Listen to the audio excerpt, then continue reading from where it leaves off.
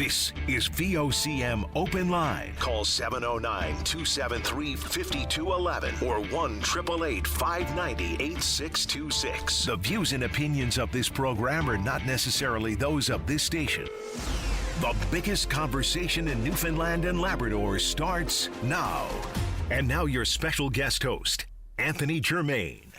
Good morning and welcome back to Open Line on this Thursday, July the 31st. There she was, gone. That's it. August starts tomorrow. We'll have to wait another, 371 days. Yeah, more than a year for the next Royal St. John's Regatta. Because, of course, go back to the first week of August, not the last week of July. I am Anthony Germain, filling in for Patty Daly today. One more day tomorrow. Boy, the week's just flying by. So let's keep a good thing going. Dave Williams is the producer, looking very sharp since he got a haircut for the Killer Show the other day, and he's ready here to line you up to get you the show to share your thoughts on a bunch of different topics of your choosing or anything you want to bring up. I'll get to a few in just a moment. You know the numbers, 273-5211 here in Metro, 709-273-5211. Toll free 1-888-888-590-8626, 1-888-590-8626. So big congratulations. Not a lot of surprises, but still it's hard work finishing on top. So congrats to Capital Home Hardware's men's team for finishing in the number one spot, as well as the women on Volkswagen St. John. So no surprises or upsets, a repeat, but a big congratulations to them. But not only to the top finishers, but to all of the teams that trained so hard and managed to get on the water yesterday. If you check it out on our website, vocm.com, you'll see interesting fact and annoyance at this year's event. The weed outside the pond, of course, wasn't a problem. Rather, inside some rowers complained that their oars got entangled with weeds at the surface of the water, especially in those lanes closer to the boulevard, a factor that, of course, would make lane choice crucial in racing. If you've got any insight into that, or if you were a competitor or you're involved with a committee, maybe a combination of low water levels, I don't know. Weeds, of course, can be a problem even when you make efforts to take them back, kind of like in your garden. So I know that everything was done to try to control that, but there they were. They do grow back. So the regatta, an annual event next year, back to the first week of August, as I mentioned. The Canada Games, that's where the sporting focus is going to shift now with, a week from tomorrow, 4,000 athletes from across the country will be here for the opening of those games, and the summer busyness here in St. John's is just going to continue. So the Canada Games, one of a few topics I want to mention here in the warm-up to the show. I also want to get to the fixed link. I've got a guest from Labrador who will join me for that topic in just a few minutes, and also that fire in Kitty Vitty that destroyed two historic stages. I was just listening a short while ago to Linda Swain's interview with the fire chief, and I think the blaze raises some concerns about firefighting capacity, particularly marine capacity, that I think we can address and discuss on the show. So we'll get there. But back to the Canada Games. Have you given it much thought? Have you got a favorite sport that's already on your list of must-see events? You take a look at all the sports. I think it was 19, swimming, diving, soccer, tennis, softball, lacrosse, rugby, baseball, softball, just to name some of them. And what's definitely one of the interesting facets of these games in the 18 and under category, 18U as they say, is that most of the athletes, and I mean almost all of them, are not well known by any means. And for many of them, this is really their first appearance on the national stage. So there's going to be a lot of jitters and excitement on their part. And I know that many of you will be going to various venues to cheer on athletes from our province, and that includes athletes you might be related to, but obviously just fellow Newfoundlanders and Labradorians who you want to support. But in a lot of these sports, essentially, we're talking about teenagers who've been working hard, some of them for years, and the more ambitious among them, they've got their eyes on a future that could include making Canada's national Olympic team in their respective sports. So somewhere in that huge mob of 4,000 people who are coming are the Olympians of the future. So you might go to an event and there'll be some kid there from BC or Ontario we've never heard of, maybe from Newfoundland, Labrador as well, of course, always a possibility, likelihood in certain sports. Somebody you've never heard of, they might dominate that event, and you will be able to say when they make it to the podium in the big games, when they're in Italy next year or maybe in LA in 2028, you'll be able to say, hey, I saw her in St. John's in 2025. So it's an exciting tee-up, a big national event. And, of course, the games, are an event unto themselves for every athlete and coach, regardless of their future ambitions. And I think it's, when you come from a province with a population of about 500,000 people and you're competing against athletes from the big provinces like Ontario and Quebec with these huge populations, they just have a huge population pool to compete against. So if you are competitive and in this kind of range of abilities, there are some very competitive people. This is really the chance to shine. So I think it's really exciting, and it's really important to make these games memorable, not just for the location. I think St. John's is going to shine, especially as those national TV crews and journalists start covering this, but also it's really important for crowds to be there to cheer them on. So what are your plans? Have you got a favorite sport, or maybe a sport that you're keen on just because it's a sport that we don't actually get to see that much here in our part of the country? Lacrosse, for example, wicked. If you've never caught a lacrosse match, maybe this is the time. Up where I teach in Natwashish when I'm not filling in for Patty, not hockey, not soccer, not baseball, volleyball is king. And if you've ever been to a Seahawks game, you probably know why. I covered a weekend tournament of 3 national teams a while ago, Canada, the USA, and Cuba. And even to this day, I'm not quite sure why it is that volleyball isn't a bigger spectator sport than it is. It could be because it's one of those sports that just doesn't translate as well on television the way hockey or football or soccer do. But man, oh man, when you're there inside the gym in a tied volleyball match, some very interesting duels going on between teams, incredible spikes and digs. It just doesn't get any better. And of course, beach volleyball sells itself on its own merits. As far as the games go, you heard Danny Breen, the mayor, talk about the financial benefits, millions and millions in spin-offs and those kind of benefits. If you think Water Street was blocked this week, and I was down there with my wife, as I mentioned yesterday, and it was really quite something. Great vibe. I don't think we've seen anything yet, so it's going to be quite the time in August in St. John, so I hope you'll make the most of that. Okay, moving on. Now, one thing that all visitors to this province, and of course that's going to include this throng of people that are coming, people just marvel over the architecture. I think if you live here, you start to take advantage of it, or you might take it for granted a bit, that you forget it.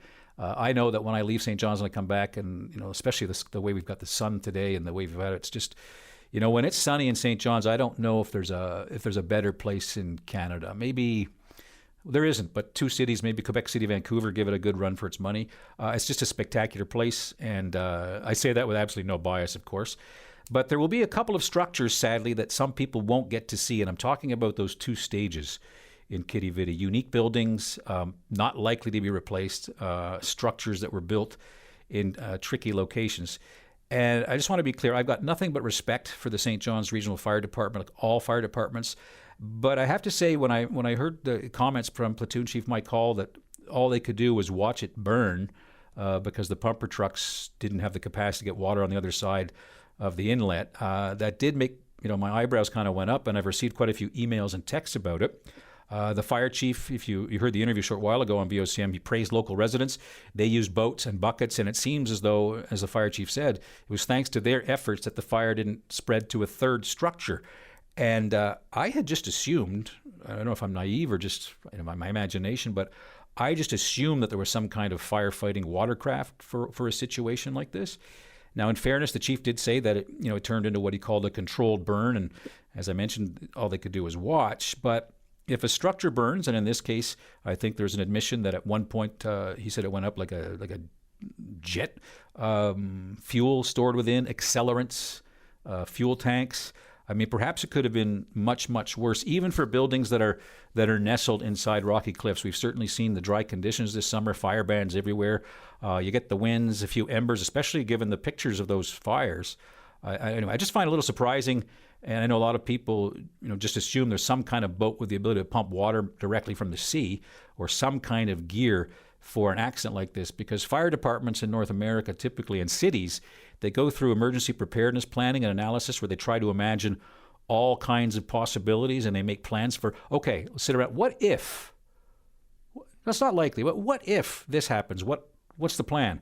And I just wonder in terms of the planning, and I say this again, it's hindsight, so I'm not saying this as critically as it might sound, but I think this fire does expose a potential safety blind spot. Your thoughts?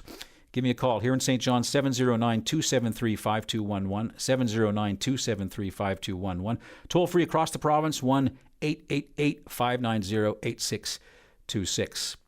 Now, I just mentioned how dry it's been, maybe a little less so after last night. Dave Williams, producer, did you get a good sleep last night? How would you rank it? Okay, I'm getting that little shaky hand, 6 out of 10. All right, Dave must be a heavy sleeper. I'm not. At one point, I actually thought the cops were outside the window, like testing lights or something, or it was like a strobe light from the Churchill concert series. I mean, I had no idea. Of course, I'm kind of groggy, and I get up. I thought maybe the air conditioner was... And then after the flashing lights, and I realized, that's lightning. And then kaboom, bang, bad, amazing thunder last night. I don't think I've seen my cat since. But anyway, I got up to make my coffee. Microwave flashing, oven flashing, so I know I lost power for a little bit. So if you're waking up and you usually hear Russell and Jerry Lynn, surprise, you're late. But yeah, what a night that was.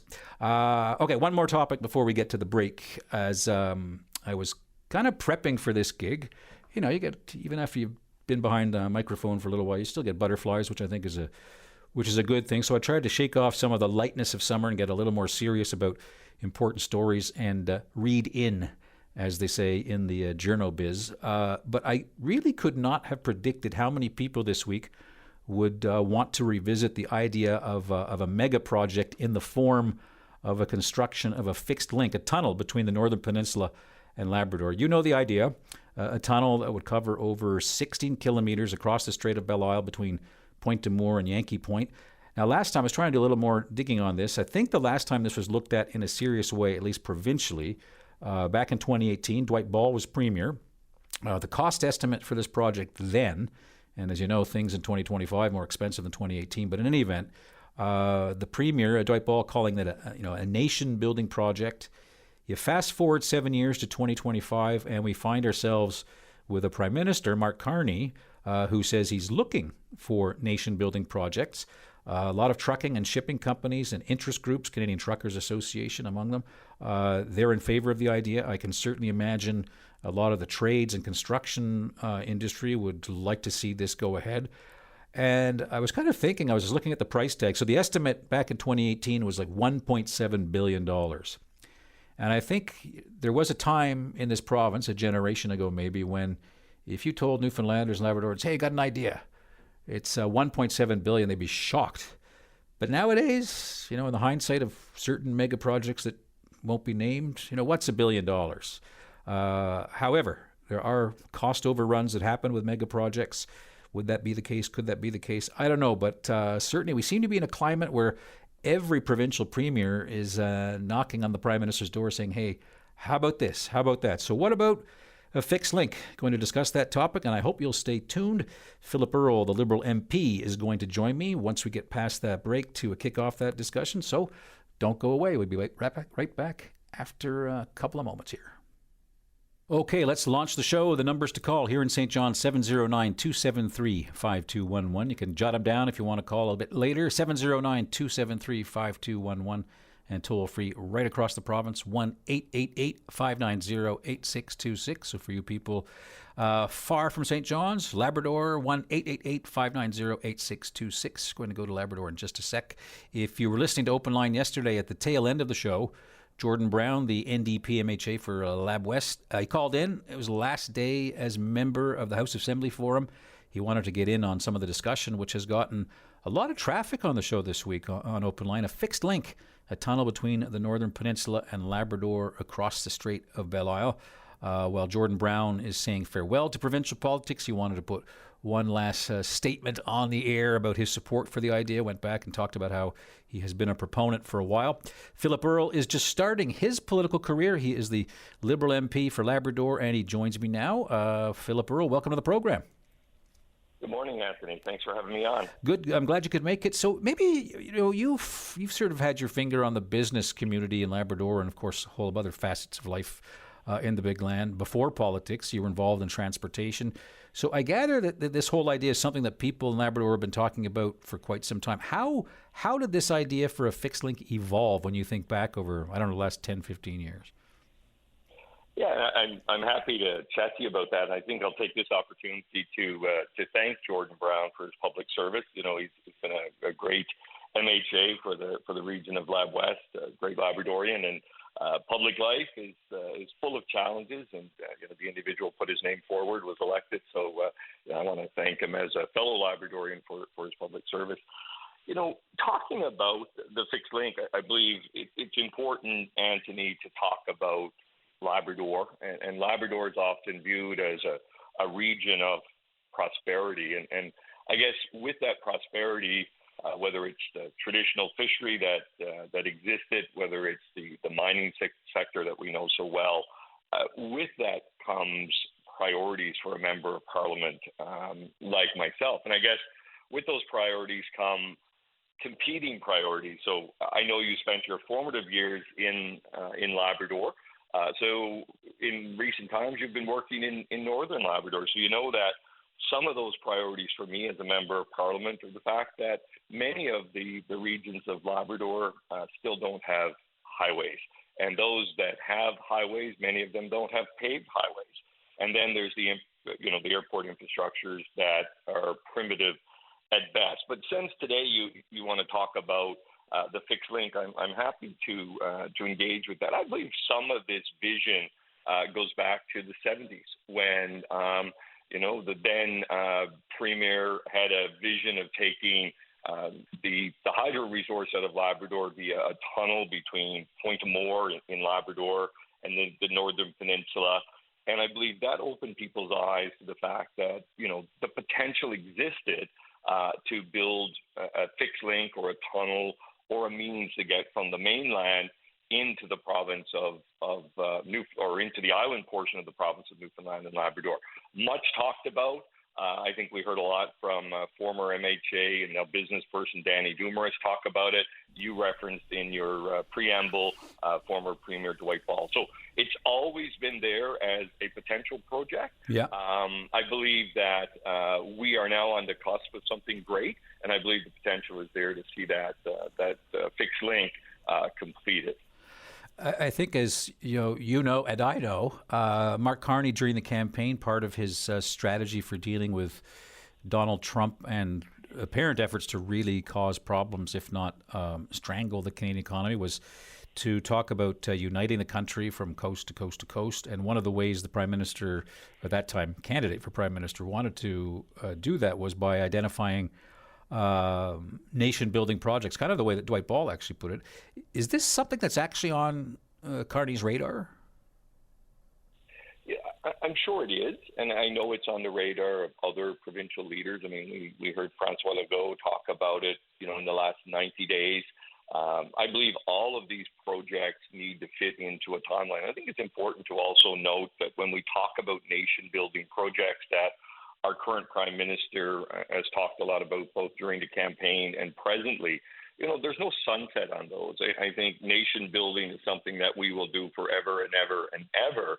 And this project that we're speaking about this morning will fit into, the matrix of projects that will get built across the country over time. So certainly the Prime Minister is aware of this project.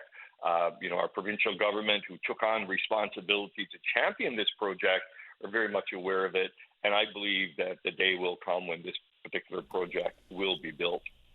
I'm just kind of curious because obviously, you were talking just a moment ago, Philip, about the competing interests when you're a politician, and there's no question in politics a lot of the decisions that have to be made are about competing interests. And I just wonder, resources are finite, even in a crisis situation with our situation with the United States right now.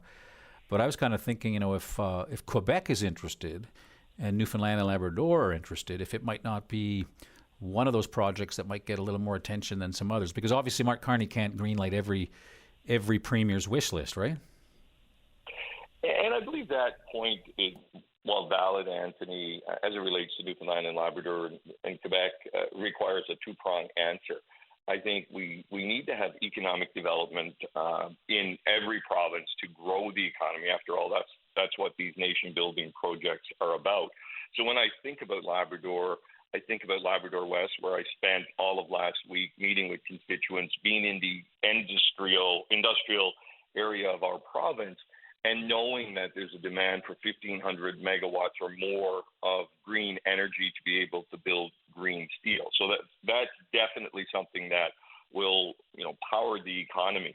And then I believe the second part of what you've set up here by way of a discussion is the requirement for partners. Many of these projects that will get built in this national unity phase will be done by projects. And I believe the most important thing that the province and the federal government collectively can bring to the fixed link project is a partner, somebody who wants to enter into an arrangement to build it, to make it a value proposition so that through that build we can create employment, but the longevity produces economic development. And I believe the partners for such a project is the piece that has been somewhat missing to this point in time. So when you say partners, do you mean that it's important to have, major engineering firms as, assuming some of the risk along with provincial governments and federal governments? Or just who are the partners you're envisioning there? Yeah, so if we think more locally at home in Canada, when we look at the fixed link to PEI, that was built by a partnership. If we look more internationally to some of the projects that are of similar scope and size in Norway, those were built through partnerships with government, with industry, where the value proposition went back to those that were investing capital. I believe the capital exists to build this project, as you described it earlier. It's in the last estimates was in the range of $1.5, $1.9 billion, which is a significant amount of money.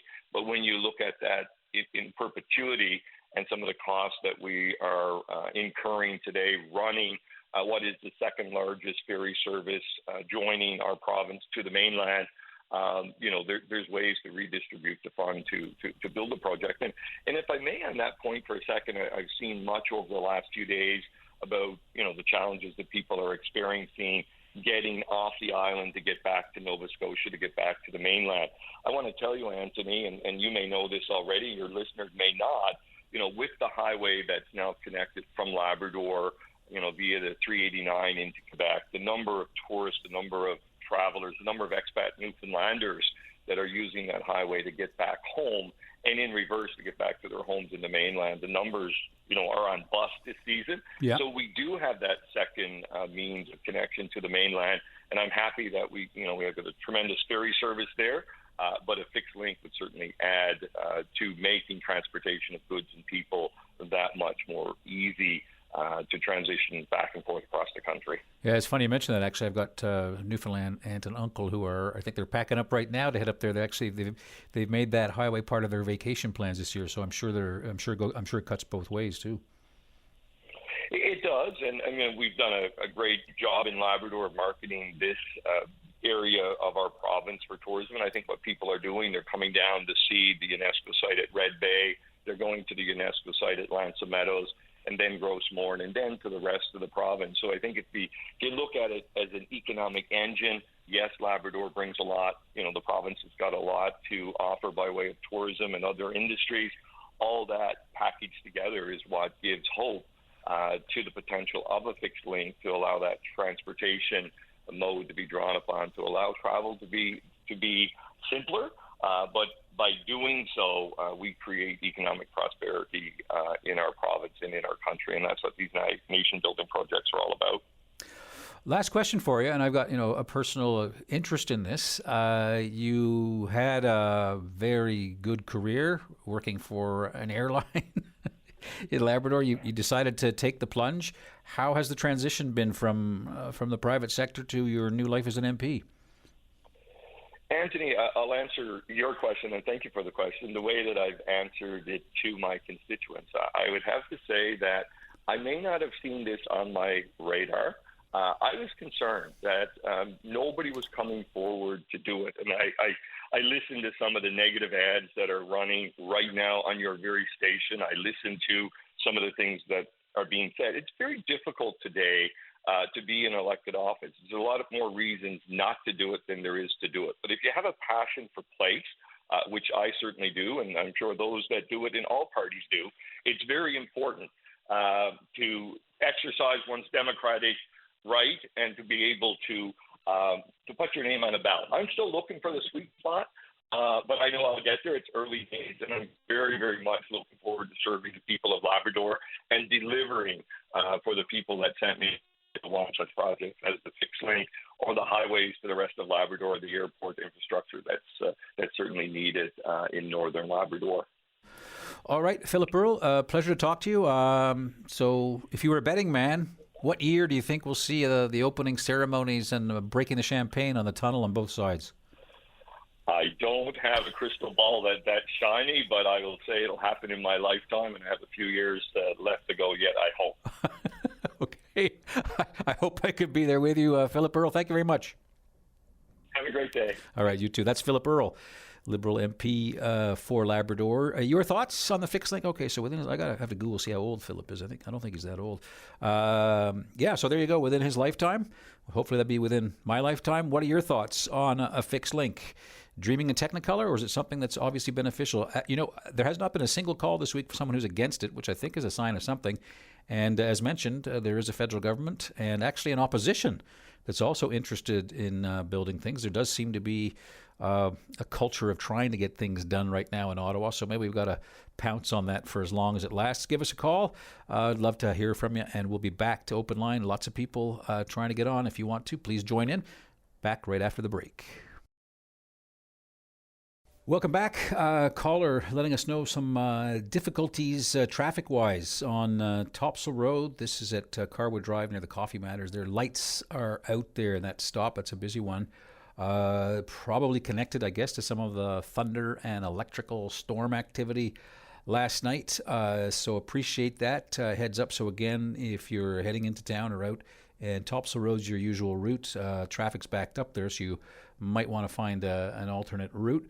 Also, power out for some people still. If you see any kind of inconvenience, either the traffic or a power situation that we should know about, or if you want to join in on any of the conversations on Open Line, by all means, give me a call. I'm Anthony Germain, sitting in for Patty Daly here in St. John's, 709-273-5211, 709-273-5211, toll free 1-888-590-8626. Let's go to line number 3. Daryl, you are on the air. Welcome to the show. Oh, hi, Anthony. How are you doing today? Very well, sir. And you? Oh, I'm doing good. Thank you very much. And thank you for having me on your show. You're doing a great job. Appreciate hosting, that. So keep up the great work and all the best to everybody. Very kind. Did you get a good night's sleep last night? Oh, yes. I can sleep good anyhow. Okay, so thunder didn't bother you. No, I worked around aircraft 35 years, so no, I can sleep through anything. Okay, what's on your mind? I'll just sum up there with your last caller there. If you want to look at fixed links and how to manage oil and all that, I'll make a short brief. Look at Norway. They got everything down pat, so that's a good way to look and see how things are done. But on another note, I want to talk about all the fires that have been happening in the province, Chance Cove, Musgrave Harbour, and all that area. And, I've been putting a lot of thought to it. And I think like all those volunteer workers, like first responders, volunteer workers, like firemen, whatever the case may be, I think even though they're volunteers, they should be compensated for what they're doing because, like, I know, like, say, Musgrave Harbour, they're going in around there, putting sprinkler systems in there, checking on people's houses, their assets or vehicles, whatever. And this is something that should be really, really looked at. I mean, like, past couple of years, we've been having a lot of bad fires, either up in Labrador, been here on the island this year. So I think the government should really compensate these people because these volunteers are taken away from their jobs and they're helping to save people's lives and for the betterment in general. So I think that they should be compensated even though they're volunteer firemen or whatever the case may be, first responders. They should be compensated because obviously if they're working elsewhere, they can't go because they're focusing on the fires. And I think there still are now like a lot of hot spots and whatever. Yep. So if the provincial government is listening or the federal government or whatever the case may be, please listen to what I'm saying and look after these people because they're putting their lives on the line. Yeah. When you look at it. And thank God and God bless them all because without them, we'd be in a sad state of affairs. So I give kudos to these people. They deserve the utmost respect and acknowledgement, and they should be compensated for what they're doing. Yeah, Darrell, I think you make a really good point, especially when you see a mayor of a community choosing not to go to his job to work in a mine on the mainland, staying there, sacrificing the paycheck, working long 16, 18-hour sleepless days, fighting a fire in the community that he loves. There comes a time where a crisis takes things way beyond what it means to be a volunteer. It's one thing when you've got a run-of-the-mill fire, that somebody was careless or something happened by accident, and a volunteer department goes out and does what it does. That's one thing. But when you see something of the magnitude of what we've seen this summer, that goes beyond a volunteer. And I always think, whenever I hear that a state of emergency is summoned, I almost picture the government saying, "Okay, we're going to do everything. We're going to free up the resources that are needed." But I think you make a good point. I remember during COVID when you remember in the early days when everyone was terrified and nobody really wanted to get out of their homes to feed truck drivers from the mainland or Newfoundlanders from the mainland driving here. And I think it was Volunteers of Salvation Army said, okay, they put up their hands and they were feeding the truckers coming along. And I think even then that's not a normal kind of volunteering thing, and neither is this fire or these fires. No, exactly. And not only that, you look like, say, Musgrave Harbour, for example, there's people who couldn't get back there to go to work, like people got their own longliners and all that stuff. And so that they've lost money as well. So I think it should be, if there's compensation in other ways, they should be compensated as well, because there's lost revenue and so forth. And I'll also reiterate, I mentioned Patty there last week and Linda Swain probably about a year ago. And this is something else the government should seriously take a look at this, because this is sad things that are happening in the world now. You should have, like up in the Arctic, they're doing it now. You should have fire breaks, around the wooded areas, like, say, Musgrave Harbour or whatever, anywhere in the province. And not only that, the ecosystem, like you look at all the dead wood in the woods. A lot of times these fires do not come from the trees; they come from the dead wood in the woods. The fallen debris, whatever. That's what needs to be cleaned up. Mm-hmm. And from what I gather under the ecosystem, the environmentalists don't want you to touch that. But that's just like throwing gasoline in the forest. Same thing. That dead wood. That's where the fires are starting from. It's not from the trees. Yeah. So this needs to be all cleaned up. No, you're well. right. There's a lot of fuel there on the floor. Darrell, appreciate your call. Yeah. Thank you very much. Yeah, thank you very much, Anthony. And like I said, all the best to you and your listening audience and staff at VOCM. And again, thank you for your time. Greatly appreciate it. You're very kind. Appreciate the call. Thanks, Darrell. Thank you. All right. Bye now. Okay, moving on. Now we're going to go to line 1, and Barry joins me. Hello there, Barry. Good morning, Anthony. How are you? Not too bad. Good. What do you want to talk about? Well, I'm a director with the Wooden Boat Museum of Newfoundland and Labrador, which has a museum in Winterton in Trinity Bay. Mm-hmm. And I'm calling in now for two reasons. One, to let you know what activities are going on in Winterton during the month of August, and also to elicit some support from Newfoundlanders in our activities. Go for it. Okay. Well, I want to give you a list of some of the things that are going on in Winterton for the month of August. There's three workshops, three one-day workshops, and 1 week and week-long workshop in August, and you can register them, and they'll be conducted by our master boat builder, Jerome Canning. And on every Thursday and every Sunday, there is what we call the Junior Builders Program. And this is for kids between 4 and 12, and they learn how to use traditional tools, why a boat floats and why it sinks, and how to make a small wooden boat with a sail on it.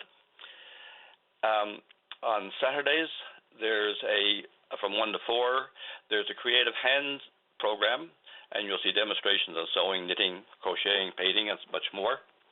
And on the 30th, there's a free rug braiding workshop, which is being held at the museum and sponsored by Heritage Newfoundland. And the big thing going on in August will be our festival on August the 23rd. And this includes a boat parade, a flotilla, some cod fishing, a cod dinner, and a dance. And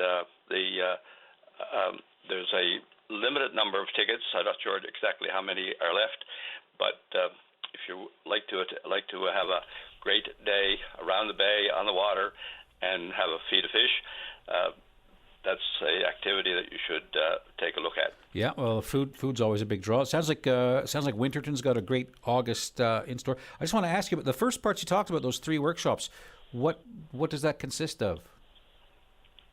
Well, we have Jerome has boats under construction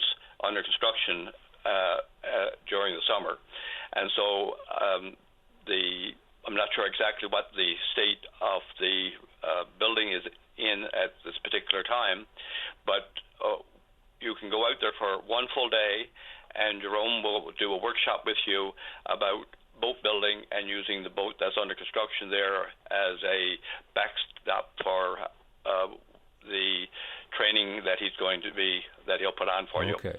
And as I said, the details, I think you can find the details on the website, www.woodenboatmuseum.com, and or call Betty at 709-583-2070 if you want some more details. Okay.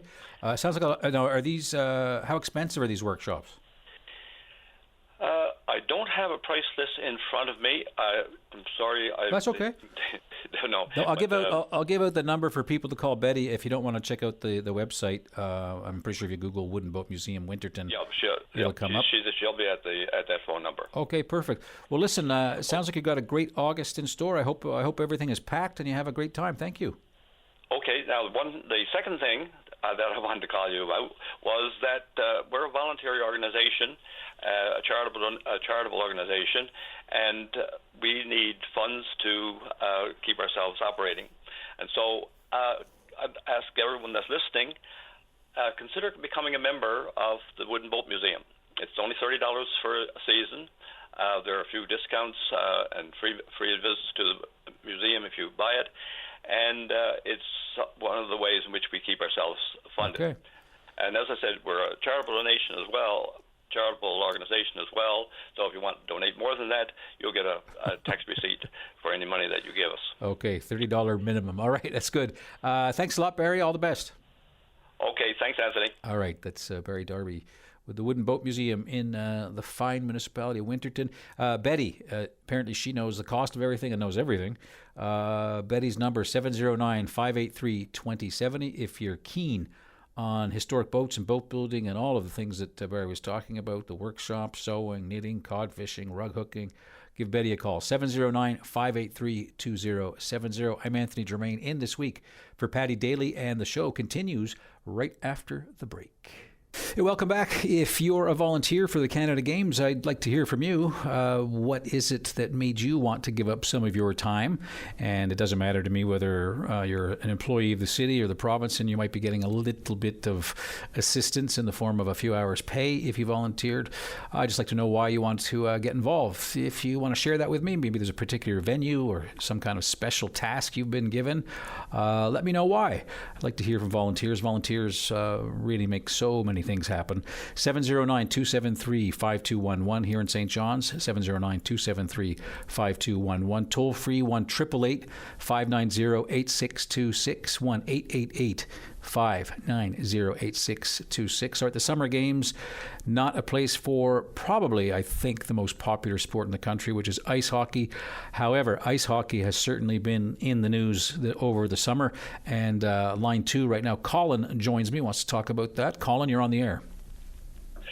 Good morning, sir. How are you this morning? I am fine. How about you? I'm doing great. Survived the thunder and lightning storm this morning. Did that jostle you? Oh, it did. Not too much rattles my cage, but it was very Shakespearean, you know? It was like the opening scene of Macbeth. All you needed was a couple of witches and a cauldron. Yeah. And you were good to go. I was thinking more of like Lear with sound and fury, signifying I'm awake. Now, you want to talk about something serious? I do. I want to talk about the Toronto Star. Oh. And one of their columnists, Heather Malik. Okay, yeah. She wrote an article last week in that paper following the acquittal of 5 hockey players on sexual assault charges in London, Ontario. Mm-hmm. And she spoke about the gender of some of the lawyers defending these hockey players, the female lawyers in particular. And in her opinion, that these hockey players who hire female lawyers to defend them on these sexual assault charges, that they were, in her opinion, hiding behind their skirts. And that they hired these female lawyers for, in her words, flattering adjacency. Flattering adjacency? Yes. Well, Heather has always had a way with words, and I'm sure, as you know, columnists are there, not unlike a phone-in radio show host, to kind of stir the pot a bit. Now, I have to confess, I haven't read Heather Malick's column in the Star. They have a very effective paywall, and I can only afford so many subscriptions. But what's the gist of Heather's article? That obviously you're not happy about this. So what bothered you? Misogynistic, idiotic, stupid, outdated stereotypes. It does nothing to advance women and feminism in this country. I can't believe that I even had to discuss this on public radio in 2025. And Malick is, she's free to write whatever she wants. It's a free country. Yeah. She has free speech just like I do. But, I would think that members of the press and columnists writing for national newspapers, and I understand your point that they want to stir the pot, but we're at a point in this country, we're a liberal democratic country, we have rule of law and due process under the law, and these 5 men were facing sexual assault charges, and if they had to be convicted of those charges, they would have gone to prison. Yeah, it was a very serious case. Absolutely. And he could have received up to 10 years in the federal penitentiary. And all of the ancillary effects that come with a conviction for sexual assault in this country. You can be registered on the sex offender database, potentially for the rest of your life. You have to provide a DNA sample to a DNA database, your fingerprint and photograph to put in a criminal record database. And you're facing a charge like that, or any criminal charge for that matter. Do you really have to entertain the idea that it matters about the gender of the person representing you, whether it's a woman or a man? I hear what you're saying. There's a controversial reality that still points to some of the sexism which exists in our society. And I say this, I haven't read Heather's column, so I don't particularly know exactly what I'm talking about. But there is... There's no case where somebody decides, for strategic purposes, especially in a jury trial, it would be really great if our lawyer was a man. But there are some cases, and remember, when that case started, it looked as it was going to be jury. We had all the problems with the juries, and eventually it was a trial by judge. But there is a strategic, and you can think of it as crass if you like, but there is a strategic consideration when male defendants are facing sexual assault charges that there can be a perceived benefit in the eyes of some jurors and some sympathy if their legal counsel happens to be female. I know that sounds awful. I'm not sure if that was what Heather was talking about or not, but there certainly have been some high-profile cases where that's the case. And no male lawyer would ever be attacked on the basis of their gender, of who they're representing. It's just, they're not hiding behind my 3-piece suit. So to say someone is hiding behind someone's skirt, I can see. But again, Heather's trying to, get people. She's trying to get people like you to call people like me to say you're really unhappy with it. Well, she has succeeded in spades. Was there something else? Was there something else in that article that really bugged you? No, it's just, I just, like I said, I just can't believe in a national newspaper. And I understand she wants to provoke public comment. Mm-hmm. I understand that, but we're living in the 21st century, in 2025. Yeah. In a G7 country, in a liberal democracy where we have rule of law and people have constitutional rights in this country. Yeah. And I can guarantee you, if it was you or me tomorrow in Newfoundland and Labrador, if we were charged with the same thing or any other crime, and you hired one of the members of a female member of the bar here, Roselle Sullivan or Erin Breen or any other fine, upstanding, very competent, articulate, intelligent women to defend you, these women know the law, they know the arguments to make, you're putting your life and your liberty in their hands, and I would have absolutely no trouble and no reservations at all about hiring one of them.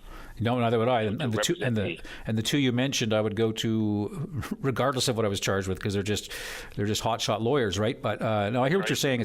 I mean, maybe someday we'll get to the point where people won't think it's necessary to actually point out the gender of this or that legal counsel, because they happen to be female, male, or other. But obviously, we're not there yet. No, and one final comment before we go to the news break. Yep. I listened to some of the major networks, CBC and CTV. They had some legal commentators on there. Yeah. Talking about the effect of an acquittal in this trial for those 5 men. And some of them said that this didn't mean that they were exonerated. All it meant was that the Crown failed to prove beyond a reasonable doubt that they were guilty. Yeah. That's not my read from the Supreme Court of Canada with regard to the meaning of an acquittal. The Supreme Court of Canada said an acquittal is a finding of innocence. Well, there's a whole debate and discussion. I mean, to me, the what's important when you get an acquittal is actually to read what the judge says. And sometimes a judge will go so far as to say these people are completely innocent. There's no doubt that they did not commit this. They're completely innocent. So sometimes that kind of exoneration is found there. But I hear what you're saying. Listen, you're right. I do have to go on to the news, but I appreciate the call. Thanks a lot, Colin. Cheers. All right, take it easy. Just before we do get to the news, thanks to the caller who phoned and let us know another traffic incident. There's an SUV on fire on Torbay Road. This is near Major's Path, so traffic is stopped there in both directions. So if Torbay Road was on your plan, if you're going somewhere this morning, I think you should change your plan again. An SUV on fire on Torbay Road near Major's Path. The traffic is stopped in both directions. Hope you'll call in. Hour 1 of Open Line just about done. Time for the news. And if you're just joining us, a reminder, traffic note, SUV apparently on fire on Torbay Road near Major's Path. Traffic is stopped in both directions there, so that'll be a snarl. And that traffic tip came in from a VOCM listener just not too long after a previous tip. The other side of the city, Topsail Road, Carwood Drive there near the Coffee Matters, apparently traffic was kind of snarled there as well. If you see something on the roads we should know about, or if you want to join in the conversation of a number of topics, the numbers here in St. John's, 273-5211. That's 709-273-5211. Toll free across the province, 1-888-590-8626. Okay, the regatta has come and gone. There's always stuff to talk about in the 24 hours following it, not to mention, I think one of the main things always impressed me, the major cleanup that happens. Talk about that in a little bit. But first, let's touch base with Don Colony. We'll talk about Lions Club. Hi there. How you doing? Not bad at all, Anthony. Thank you very much for taking my call. Oh, not at all. I'd like to thank, first of all the people that have purchased tickets from the St. John's Lions Club over the past few months. We were selling tickets on $10,000 worth of gift cards for any place that the person chooses to take the gift cards from. And we've been selling them now for the past few months at a couple of different locations. And, of course, that ended yesterday down at the regatta. It was a great day down at the regatta, and lots of support and lots of good weather and all that kind of stuff. And when we got back to our club last night, we did make the draw. So the winning number for the St. John's Lions Club Regatta Day draw. Okay. Well, I think we need a drum roll of some kind, right? So I don't know. Is 06531. 6531. And Anthony, I'm pleased to say that there was a name and phone number on the ticket. Okay. We were able to contact the individual last night. Mm-hmm.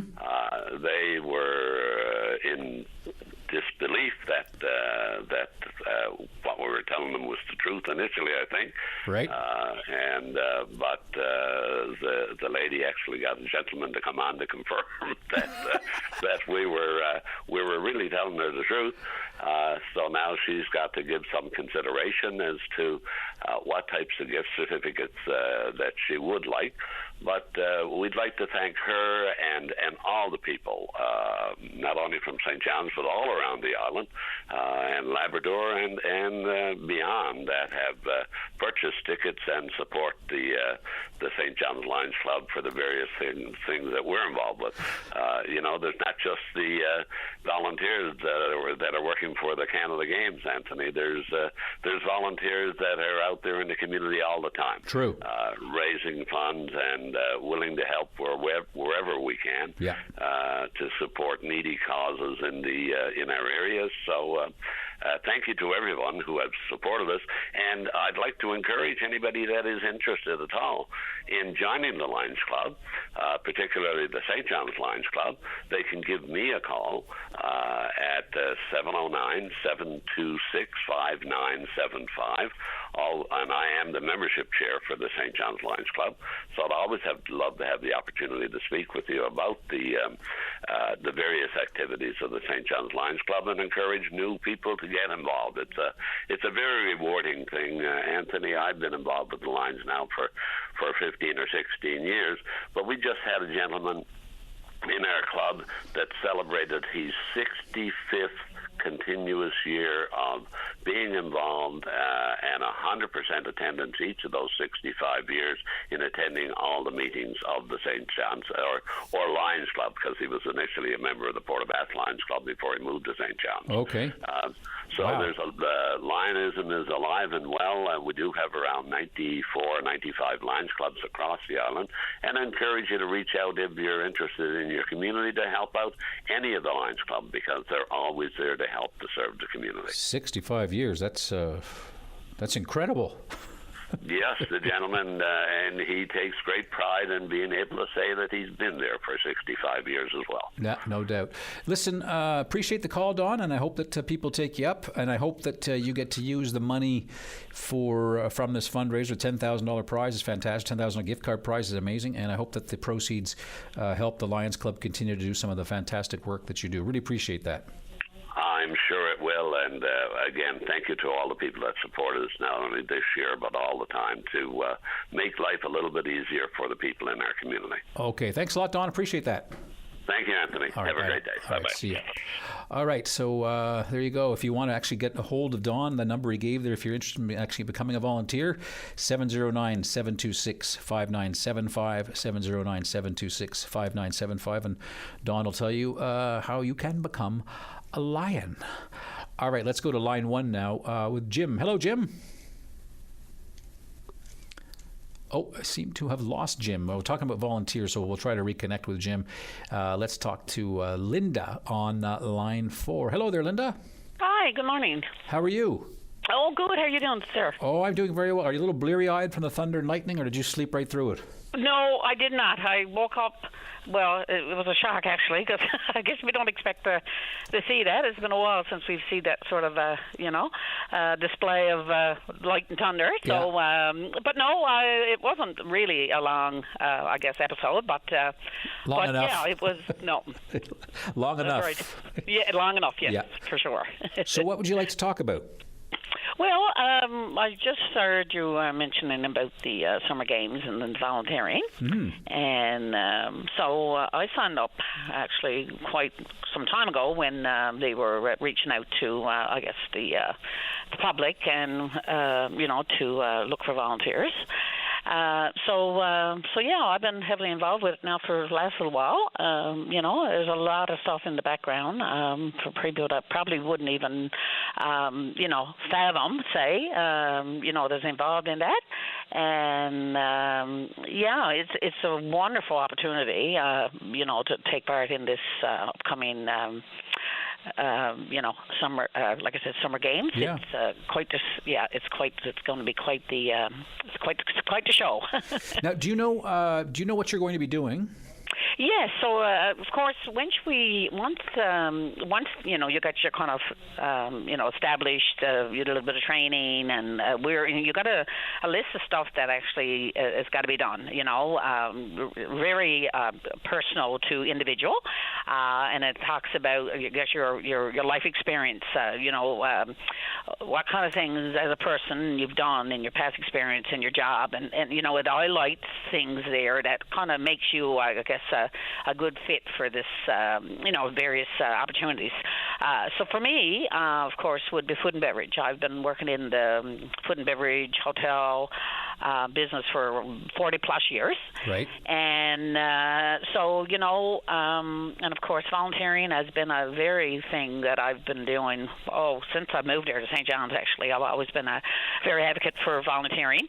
And so with my years of experience within the hotel business and the restaurant business, I thought, this is really what, this is what it's all about, making sure that our, participants and the staff and coaches are well welcome here, and we've got a very unique culture here, Jermaine, and I think, it highlights who we are, and someone with my background and my experience, is that yes, we can attitude, and I think that, serve us as well, and I'm sure there's a lot of people that's taking this role as well, and it's like a supervisor role in the food industry, in the food.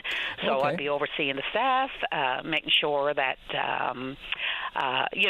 everybody's kind of work together, but you do have to have somebody with a kind of a oversee, making sure that things are done properly, because it is a big deal. And it's called hospitality for a reason, right?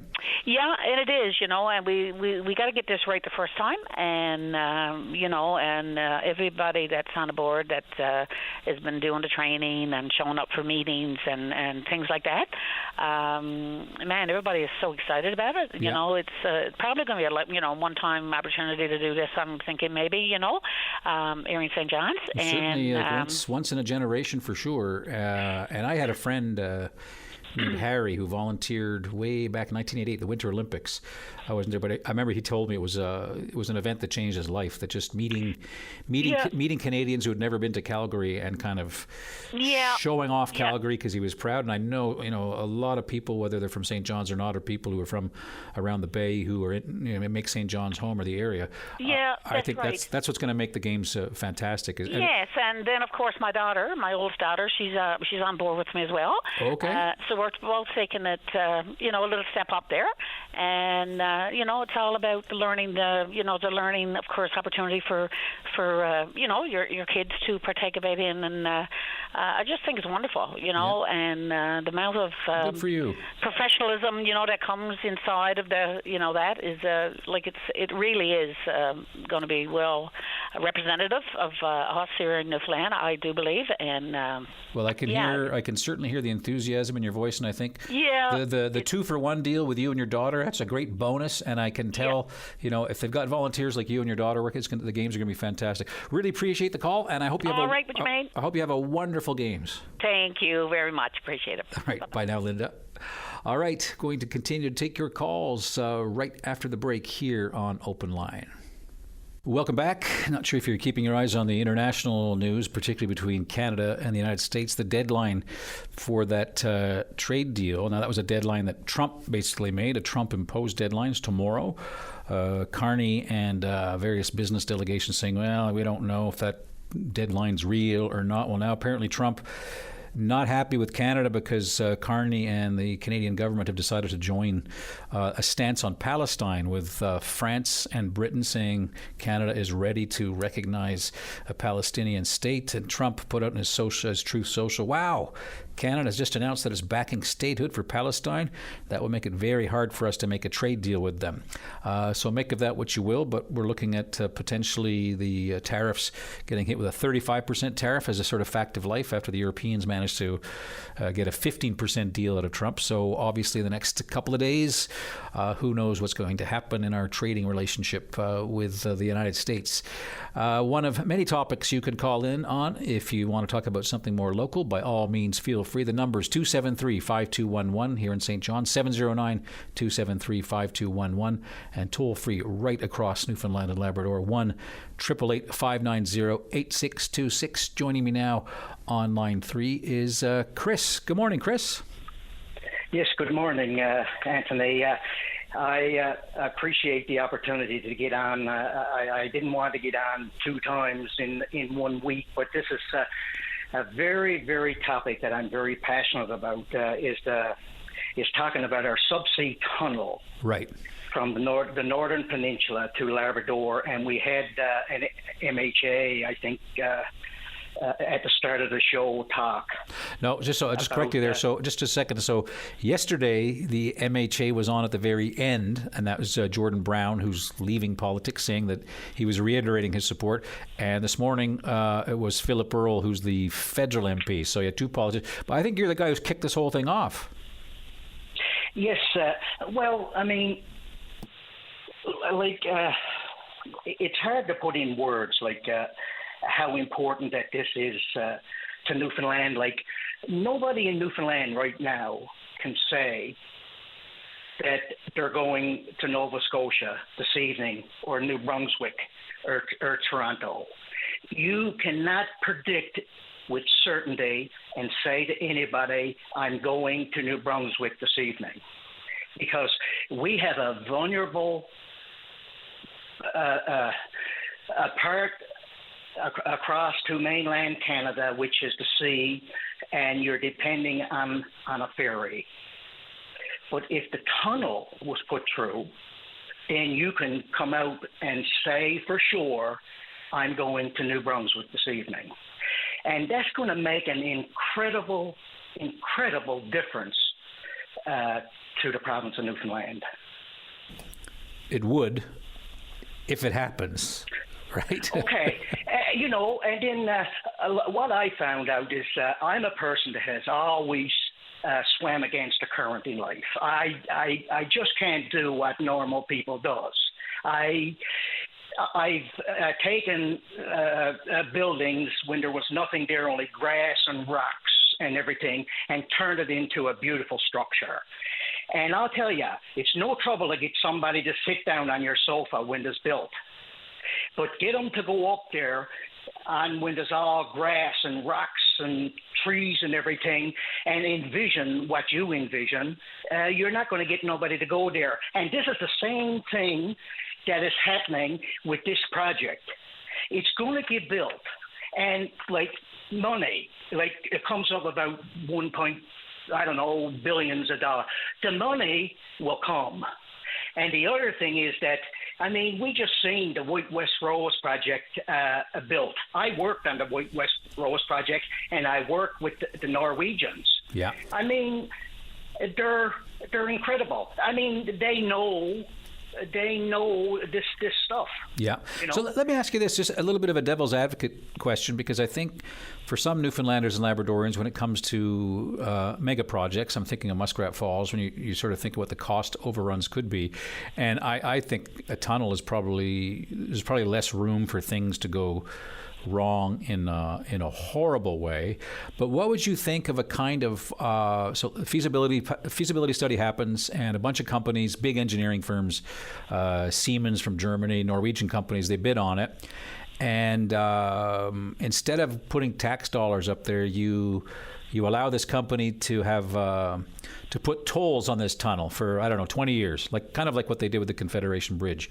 Would that be okay for you, or do you think the government should cover the bill and then that's it? Okay, don't worry about where and who was going to build it and where the money is coming from in the toll. The thing is, right now, is we got to strike while the iron is hot. Yeah, but somebody's got to pay for it, though, right? Yeah, but the money will show up. If you get 1 mile of a hole out and underneath the Straits of Belle Isle, the other 9 kilometers will get built. And that's what I've seen in my life. The thing is to get started. What we have to do as Newfoundlanders right now is come together and get this message to Mark Carney on one of the, what are the projects called? The national or nationwide? Nation building. Yes, and this is going to be one of the nation building projects. So I got to say one thing that I hear the Premier of Quebec is a big fan of this. Did you know that? Well, when you got Newfoundland and Quebec together, then that's a good thing. I couldn't agree with you more. That is a good thing because Quebec does what they say they're going to do. And what they're going to do is they're going to take a road from the mouth of the tunnel in Labrador, and I don't know where it's going or whatever. I just know the basics, that Newfoundland and Quebec is together. They're going to take a road from where the tunnel comes out in Port Armor. I'm not sure if that's how you says it or not. Amour, yeah. And then bring that road right and connect it into the main roads of Canada. And I don't know what number it is, 384 or what the road's name is, but they're going to link it up. Yeah, and I think... Go ahead. Yeah, I was going to say, in terms of, you're talking about 389. And I think that if you think, if it's nation building and you can kind of get Quebec and Newfoundland and Labrador, especially, who knows what's going to happen with this Churchill deal, depending on how the next election goes and what happens in Quebec, that maybe Newfoundland and Labrador can somehow start working together instead of kind of complaining about each other. Because I think the people of both provinces seem to like each other and get along, but I think there have been enough sort of political tensions between the two. It'd be nice to see. If you're going to start burying equipment to dig a tunnel, it'd be nice to kind of bury the hatchet between those two provinces, because I think Quebec and Newfoundland and Labrador together could be quite a strong powerhouse on the eastern seaboard if the vision is there to make it happen. But the thing is that's already after happening. The hatchet is put away between Quebec and Newfoundland. I mean, they're negotiating on the Gull Island project. There's so much energy between Quebec and Newfoundland that it's to me it's practically unstoppable now. Well, I guess we'll wait to see if the politicians take you up on it and actually get the ball rolling. But Chris, I know you're really passionate about this, and I'm really glad you called back in, even if it is twice in 1 week. Thanks a lot.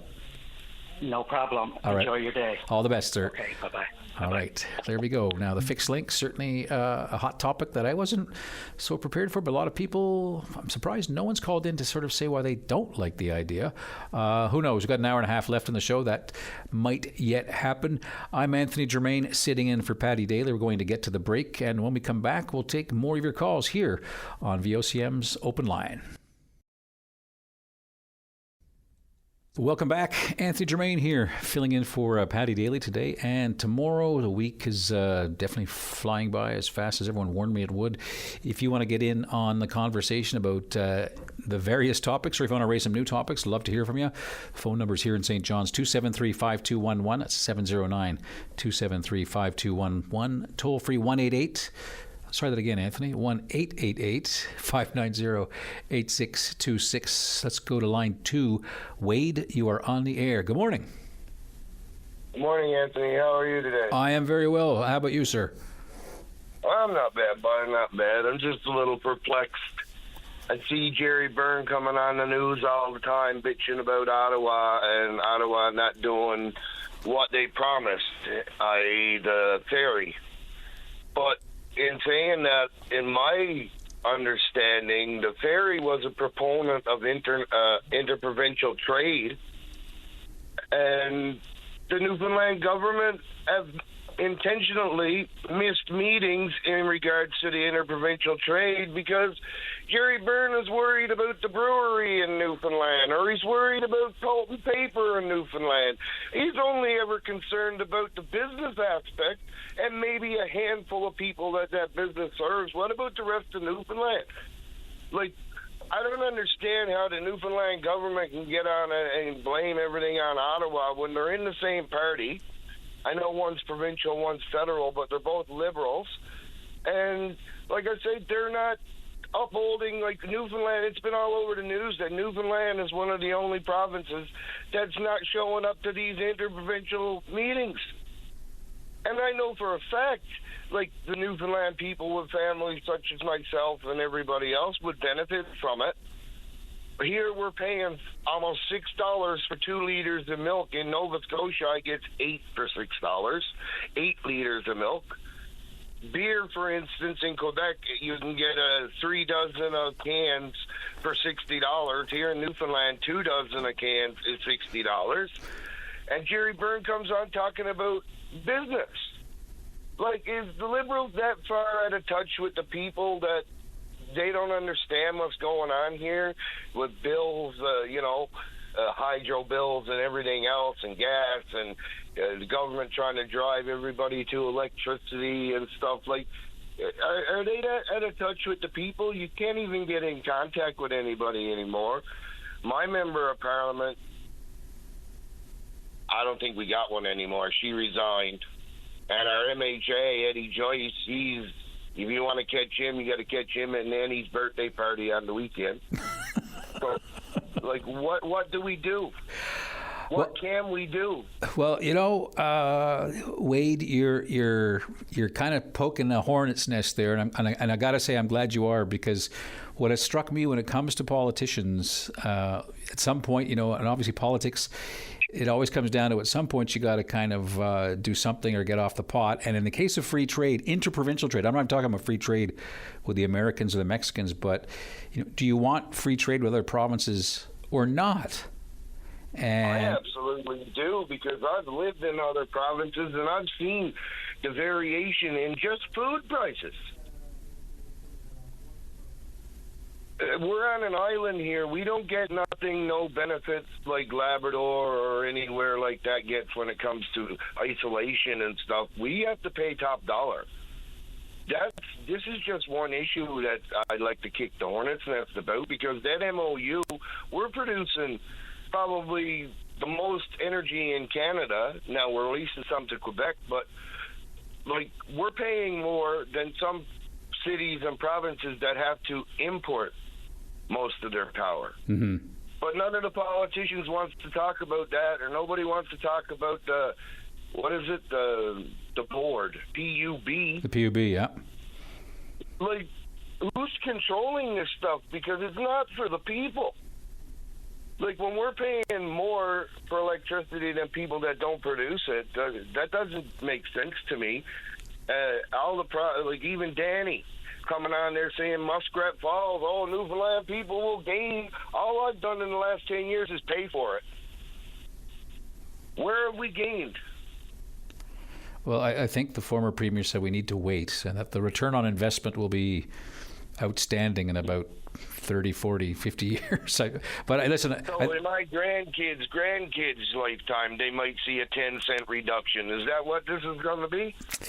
Because, we've been paying for 10 years. We still don't have Muskrat Falls fully up and running, and we're still paying for it. And now they're talking about subsidizing Quebec's next project with this MOU that they won't talk about. So what's going on? Is the government that corrupt these days that they don't care what we say and they're just going to do what they want anyway? And because I know the last election, there's still stuff in the courts about the last election, and now this election was much the same, maybe a little bit worse. Yeah, and we got another one coming in the fall. Listen, Wade, you raised some excellent points. On the beer question, I think that's the one that I think is. Yeah, go ahead. I did the beer question, buddy, because us newbies, we work hard, but we like to have a little wobbly pop at the end of the day, and that might resonate with a few people, because that's just the way it is. And cigarettes, the same thing, is cheaper off of the island. Food, a lot of food. I don't know about you, buddy, but I can't even afford to buy beef anymore. Every beef I eat is moose. Remind me never to go hunting with you, Wade. Listen, I'm glad to have you on the show, and I hope you call in again. Thanks for the call. Well, take care, and I hope I reach a few Newfoundlanders, because they're avoiding this election, guys, for a reason, because we need to stand up and take control. All right, take it easy. He makes an interesting point there. He talks about the pack of beer in Quebec, the 60-can thing. I think they actually call that the suitcase. And I know, on the Straits, you might have the odd Labradorian heading towards Blanc-Sablon to take advantage of those. So I've heard. It's just a rumor that I've heard. Okay, let's get one more call before we head to the break. Rick Farrell joins me on line one. Good morning, Rick.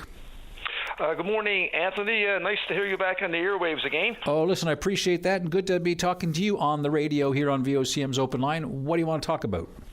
Well, our issue up here, our union executive, Unifor Local 20 Marine Workers Federation, we met yesterday, and our executive members were very, very, very concerned about the future of the two work sites up here in Marystown, namely Kiewit Offshore Services Marystown and Amara Seafoods Newfoundland, which is the old shipyard, which has turned into an aquaculture hub. Firstly, going forward with the Kiewit Offshore Services issue, 4 years from this October, we've had no work down there at all, and the only talk of work is possibly some subsea module work for the potential Beta Nord project going forward. And having said that, we know recently our federal government now is talking about $9 billion worth of military spending going forward. This Kiewit Offshore Services is a turnkey oil steel fabrication facility, and we're really concerned about any future work projects. When you refer to the military spending, you mean in terms of potential projects going to other shipyards and not here?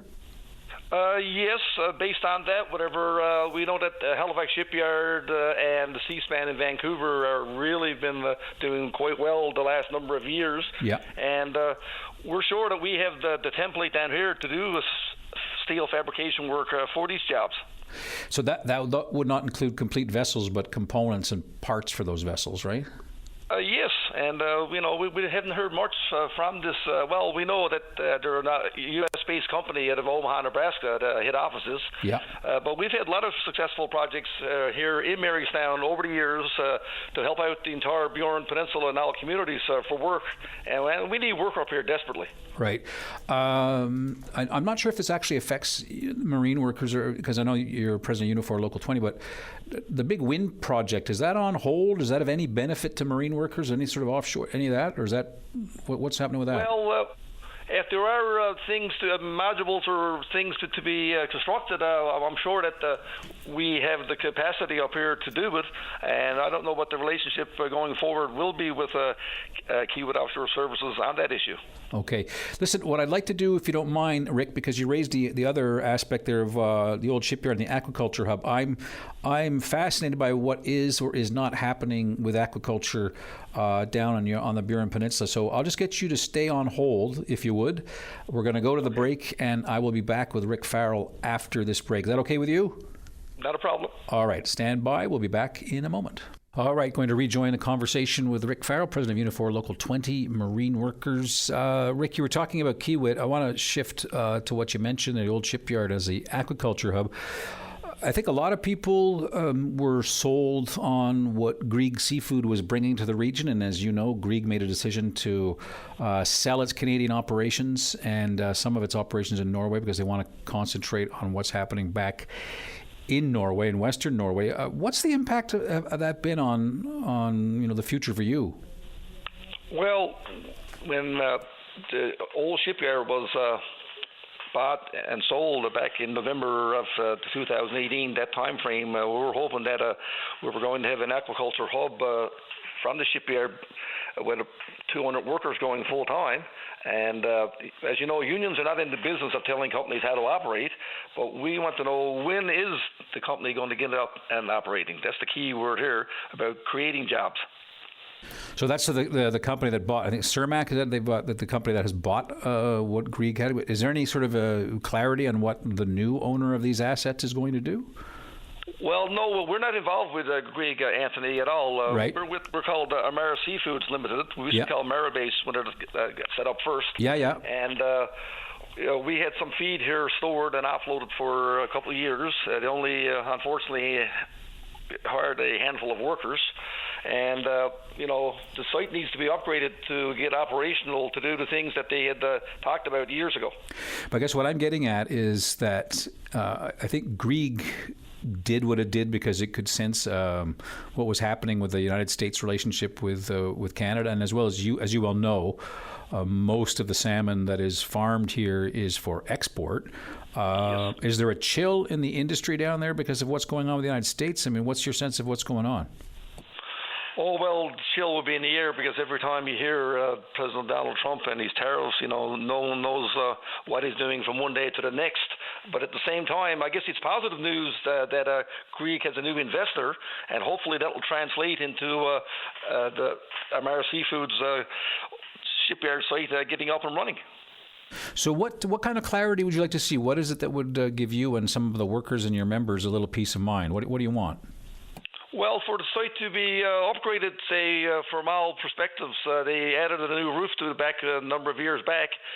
We have to get this facility is close to 70 years old, so for it to be a aquaculture hub, we would need many upgrades, namely pipe work, electrical work, and so on and so forth. Right, and so you just like to see if you could actually get into that kind of additional work. Exactly. So one thing that unions do, though, is talk to the various government agencies that are involved with actually providing a little bit of seed money to make things happen. Is there any sense that the province, the federal government, wants to get anything going? Right now, well, that's a good issue to discuss, and we'll have to bring that back to our executive to have that issue going forward. Okay, Rick, listen, I'm glad you called in. I hope that there's greater clarity. Who knows? I certainly can't predict what Donald Trump's going to do or how industries and companies are going to react with their investments, but let's hope that things are looking... Because certainly a few years ago, everybody was talking about, oh, well, this is coming to the Burin Peninsula, this is coming to Marystown, getting this, that, and the other thing. And it doesn't seem to be as rosy as all that was 24 months ago. True, good point, Anthony, and we hope that, to all the powers to be that are listening, that, things get moving going forward. Okay, Rick, appreciate the call. Thanks a lot. You're welcome. Have a nice day. You too. Okay, going to line 4 now, and I've got Naaman Canning joining me now. Hello there, Naaman. Good morning. How are you this morning? I am very well. Where are you two? I'm from Roddington. Okay. How are things in how are things in Northern Peninsula today? She's bright and sunny today. Excellent. And beautiful. Excellent. What's on your mind? Well, what I'm calling about now is about old age security clawbacks. Like if you work and make X number of dollars, like they start clawing back your pension. And like for myself, like I've worked all my life up till I was just about 67 years old, working, trying to get a bit of savings so you could retire comfortably. And because I made, I guess, according to the government standards, because I work and make too much money, I'm no longer entitled to my old age security except for $67. What I'm trying to figure out is how do I spend that $67? Do I buy a pack of French fries, or do I buy a gallon of gas for my truck? Because it's definitely a smack in the mouth. And when I look at what the governments are doing today, especially federally and provincially, they're raking in all kinds of monies and pensions and retiring and living down in. We got MHAs that are living in Florida. We got others that's flying back and forth across this country and around the world at the expense of the tax dollar, my tax dollar, your tax dollar. And yet, if I make over $100,000 or $150,000 a year, they start clawing back, and I'm supposed to live on $67 a month. I'm just trying to wrap my head around it. If I never had any savings, then where do I turn? Right. So, can you describe the clawback to me? Is this dollar for dollar on after you pass a certain threshold? It's after you pass a certain threshold. I just came from a meeting with Service Canada, but basically they just say it's a clawback. I think the threshold line for June of 24 to July of 25, I think was the threshold. I think was 89, if not 90-something thousand dollars. If you make over that, they claw back. They start clawing back your old age security. Right. Now I'm not sure if it's dollar for dollar, but I know it's. I think it's 0.15% or something like that. So of every $100 that you make. Mm-hmm. But therefore, like in my situation, it's not based on personal. It's based on like the wife and I, because it's our household income. It's the household income. And that's how they base it. But yet, I got those MHAs that are stepping aside, not going to run in the federal election. They're walking away with $48,000 to $50,000. A new thing that Mr. Fury and his con artists, I guess, came up with, Jerry Byrne and the rest of them included, walking away with all this money, mining your tax dollar, remember, that's going into their pockets, and yet I got to try to live on $67 a month. Well, just to be accurate now, Premier John Hogan did snuff that out once he got wind of it. But I hear the frustration. I think Mr. Hogan snuffed it out is because he was caught red-handed. I think that's the only reason that he did do it, because if it wasn't brought to the attention of the media or on social media, it would not have changed. But because he got caught with their hands, I guess, in the taxpayer's pocket again, trying to fiddle their own nest, I guess Mr. Hogan decided to claw it back. Yeah. Which is, I credit Mr. Hogan for doing that, but I wonder if the shoe was on the other foot. I wonder what would have happened if he was in the situation that I'm in here today. Yeah, so I just want to come back to your situation, because we only got a couple of minutes here before the news. I just want to ask you this, Naaman. So if you're a person in a house, so you got a household, so you guys obviously you make a combined income of, let's just say for the sake of argument, around $85,000-$90,000. Is this the kind of policy that makes you think, well, like, why am I working? Exactly.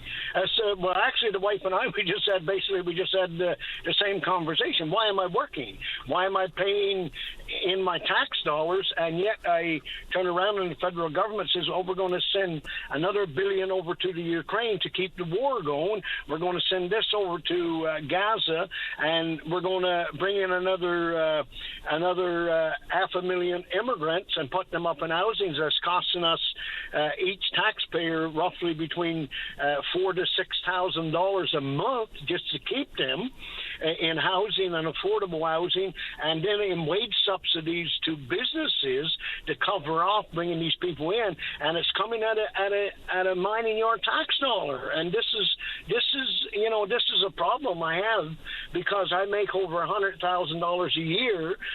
I'm subsidizing clawback. Yeah. While yet they spend millions and millions on wasted programs that is of no avail to Canada or the citizens of Newfoundland and Labrador in general. Okay, Naaman, I'm up against the news time. You certainly raise it, and I can hear the frustration in your voice. Thank you. I'm sure someone else will call and add in their story. Appreciate the call. Okay, thank you very much. All right, thank you. That's Naaman. If you want to get in on this, of course, you can give us a call. I'm Anthony Germain here with show producer Dave Williams. We'd love to get you on the show, and we'll hopefully you'll join us right after the news. Nutrition, exercise, keeping the cold at bay. Whatever keeps you feeling great, the Wellness and Healthy Lifestyle Show on your VOCM. Final hour of Open Line. I'm Anthony Germain. Be great to have you on the show today. My second to last day filling in for Patty Daly here in St. John. 709-273-5211.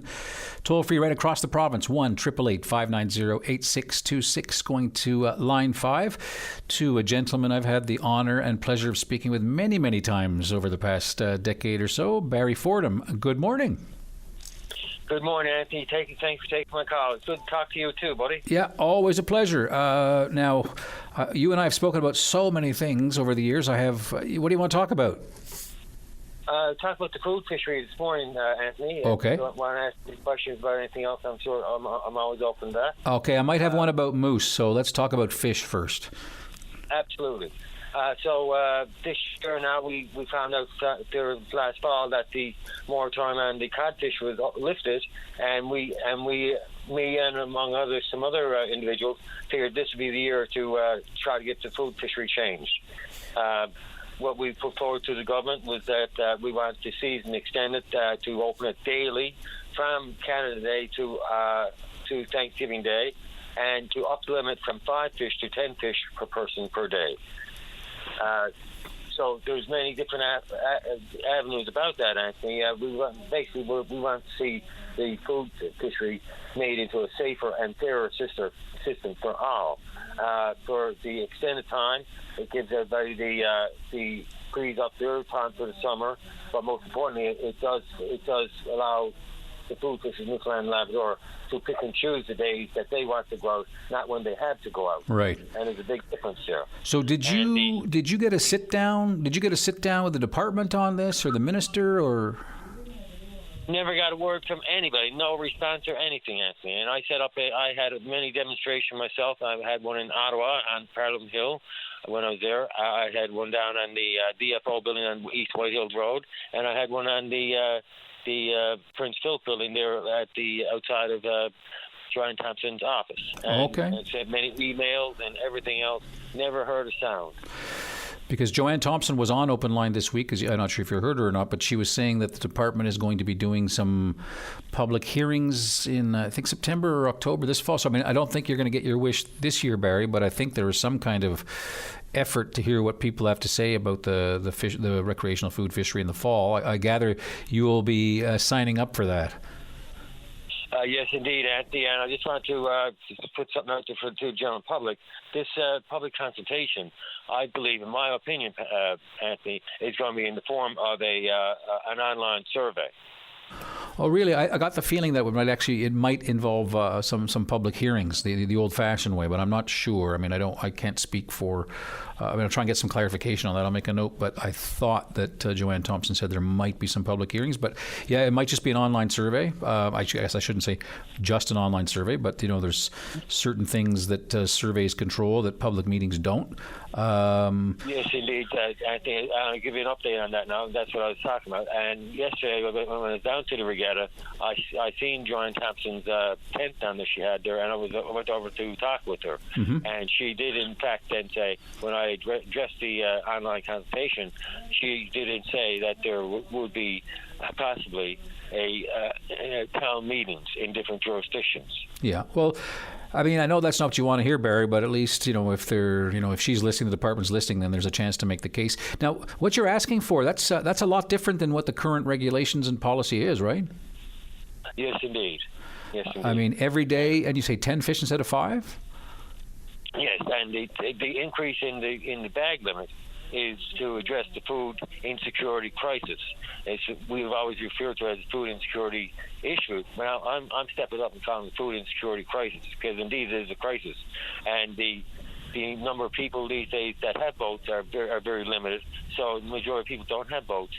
The increased time and the increased bag limit will then help address the food insecurity crisis. Nobody's going to catch enough fish to feed their family every day, and nobody's looking at feeding every day. Mm-hmm. But they do want to go out to get the fish for the fish to act as a supplement to their food supply and their income as well. So the limit per boat of 15, what would that go to? So there is no boat limit. I think that's a big fallacy that DFO still has to clear up. I broke the story about a few years ago to Paddy Daly on the Open Line show. I remember that. There is no such thing. Yeah, there is no such thing as a boat limit, although DFO still continues to put it out in the press releases, right, which is very confusing to a lot of people. So there is no boat limit. The limit is 5 fish per person per day, and when it comes to going out in boat, it's 5 fish per person in the boat. Okay. Provided the boat can safely carry that number of people. All right, I just want to say a quick question because I want to get to one other caller before we get to the break about moose. So, Barry, we've had a few people calling in talking about moose collisions and how things have changed. And I had one hunter who did not want to go on the air, and he said he has a lot of sympathy for people with moose collisions, but that having a major moose cull would be a mistake. I know you're an outdoorsman and an advocate. What are your thoughts on that? Well, first of all, Anthony, I'd like to express my deepest condolences to the people and the families that passed away from the unfortunate accidents. I don't know why there's a number of moose collisions lately, but I heard Eugene Nippert on the radio the other day, and Eugene Nippert is claiming that there's 120, 130, 140,000 moose on the island. And I dispute that. And if, like I said, we have complete sympathy for people involved in moose collisions.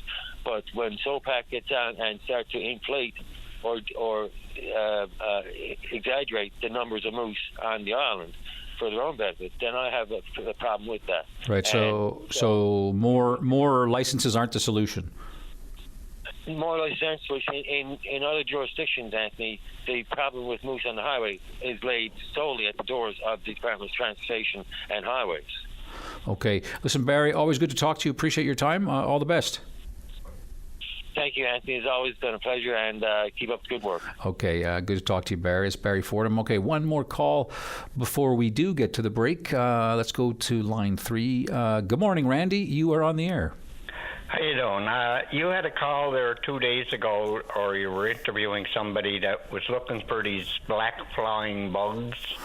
Well, it just happens that night at supper time I got 5 of them, and there's only one left alive. Now, I called the Department of Forestry, and they were supposed to contact me, but I'm afraid this person said he would prefer one alive. Okay. So there's still one alive. And the wife thinks these things are intelligence because she said, you better get them out of the house before they figures out a way to get out of that. So you have a live one? I still have a live one, and I have the 4 other dead ones. So I think they're dead. They're okay. Anyway, I put some water and some grass in there for them. I don't know what they eat, what it is. Is this the Japanese beetle? Yes, it was. That's what they were talking about. Now, I don't know what this is. I've never seen it before. I'm an outdoors person. I'm always outdoors. Yeah. And is it kind of pretty, like with a kind of a green helmet head? No. I know that description, but was he describing the bug or the flying one? Right? He was talking about 2 of them. I don't know. I was doing something else, and I just had the radio on in the background. Mm-hmm. But my neighbor is retired from the forestry, and he didn't have a clue what it was. So it's about 2 inches, 5 centimeters long. It's mainly black with white markings, and it has 2 tails. So if the person is listening that wanted the information before we have the last deceased. Listen, do what you can to keep the thing alive, Randy, just in case. No, mouth to mouth. No. What? It's a pretty bug, but it ain't that pretty. Okay? I'm not giving it mouth to mouth. No. There's no need to be that selfless in the interests of entomological survival. But listen, the only thing I got to do is keep the wife away from it. Well, that's probably happening naturally, I would bet. But if you, you've called one government department, right? Yeah, and she said she was going to get somebody to call me back. No, okay. I didn't expect a phone call right away, but that was a couple of hours ago. Oh, yeah. I'm afraid this person wanted one alive, and I only got one left alive. So I just thought, hey, you're the voice of common man. Yes. And, well, listen, you've got you've got my attention. I think you could probably find out. You might want to give the Canadian Food Inspection Agency a number. No, I'm serious. I'm serious. I'm outside, and if it was raining out, yes, I'd have nothing better to do. I can't wait to get back outside in the garden now. I just have a bad feeling by the time the government gets back to you that bug's going to be pushing up the daisies. Well, that's why I call you people, hoping that the person that was doing had the interview with would give me a call and. Well, we'll take your number. Yeah, I think it was it was actually the newsroom that was covering that. So I'll make sure that we get your number to them.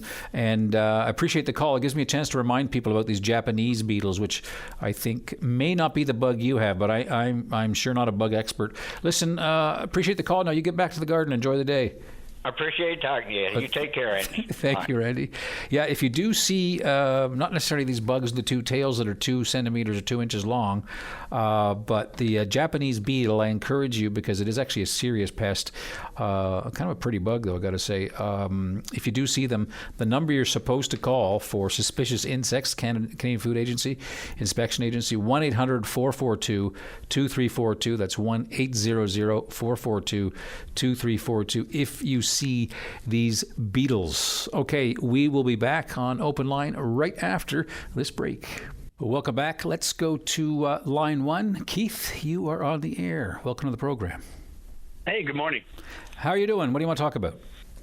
I want to talk about our billboard that we have up on Topsail Road. It's a COVID awareness billboard. Yeah. Just highlighting some of the different damages that COVID can cause to people, and just letting people know that COVID is not gone. It's actually highly, spreading all over the place right now, and numbers are rising, and it's something that we need to pay attention to. So, yeah, and I've certainly followed some of your campaign on social media. Is there a particular reason you're drawing attention to this billboard? Do you think people aren't taking it seriously enough? Because I suspect that's where you're coming from. Big time. So a few alarming findings have come out recently over the last month and a half or so. So one of the biggest ones was out of the United States. There was a paper published that highlighted the finding that long COVID has replaced asthma as the number one childhood chronic illness in the United States.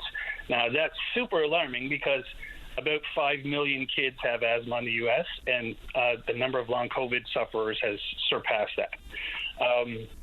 That's something that parents don't have any idea about, and they really need to know about, because long COVID is, the condition where you get COVID and your symptoms last 3 months or more.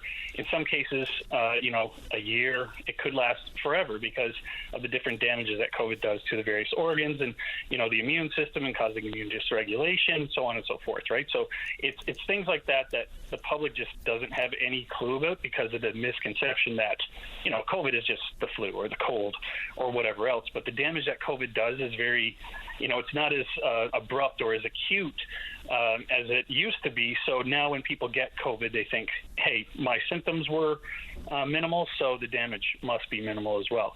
And that's sort of what we're trying to do, is just let people know, there's a lot more to think about than, the tip of that iceberg, because of findings like, if in 3 years long COVID has surpassed asthma as the number one childhood chronic illness, imagine what it's going to be in 3 more years if we continue to, do absolutely nothing about, slowing it down or stopping it, or at the very least educating people, because, the education level right now on what COVID is and how it damages the human body is very low, and it's very lacking, and that's what we need. We need education. We need it now. So I find it interesting because I'm not on top of it the way you are, but as a teacher, and most teachers probably know, when like pre-COVID, everybody would have some students, depending on what school you were teaching, who would have one of those puffers, and you'd be made known as a teacher that from time to time they might have an episode where they would need to use that puffer. So if what you're saying is actually happening, how is that manifesting itself? How is it actually becoming obvious that this is the case? Well, you've seen a rise in absenteeism when it comes to students and staff members. You've seen it in pretty much every work sector, but you're going to see an amplification of it. Like, it's really easy to notice in like you say, in a classroom, right? So whereas you'd have, 1, maybe 2 kids out every day, now teachers are seeing like 3, 4, and 5. Like, we're hearing reports of people, 10 kids out in a day.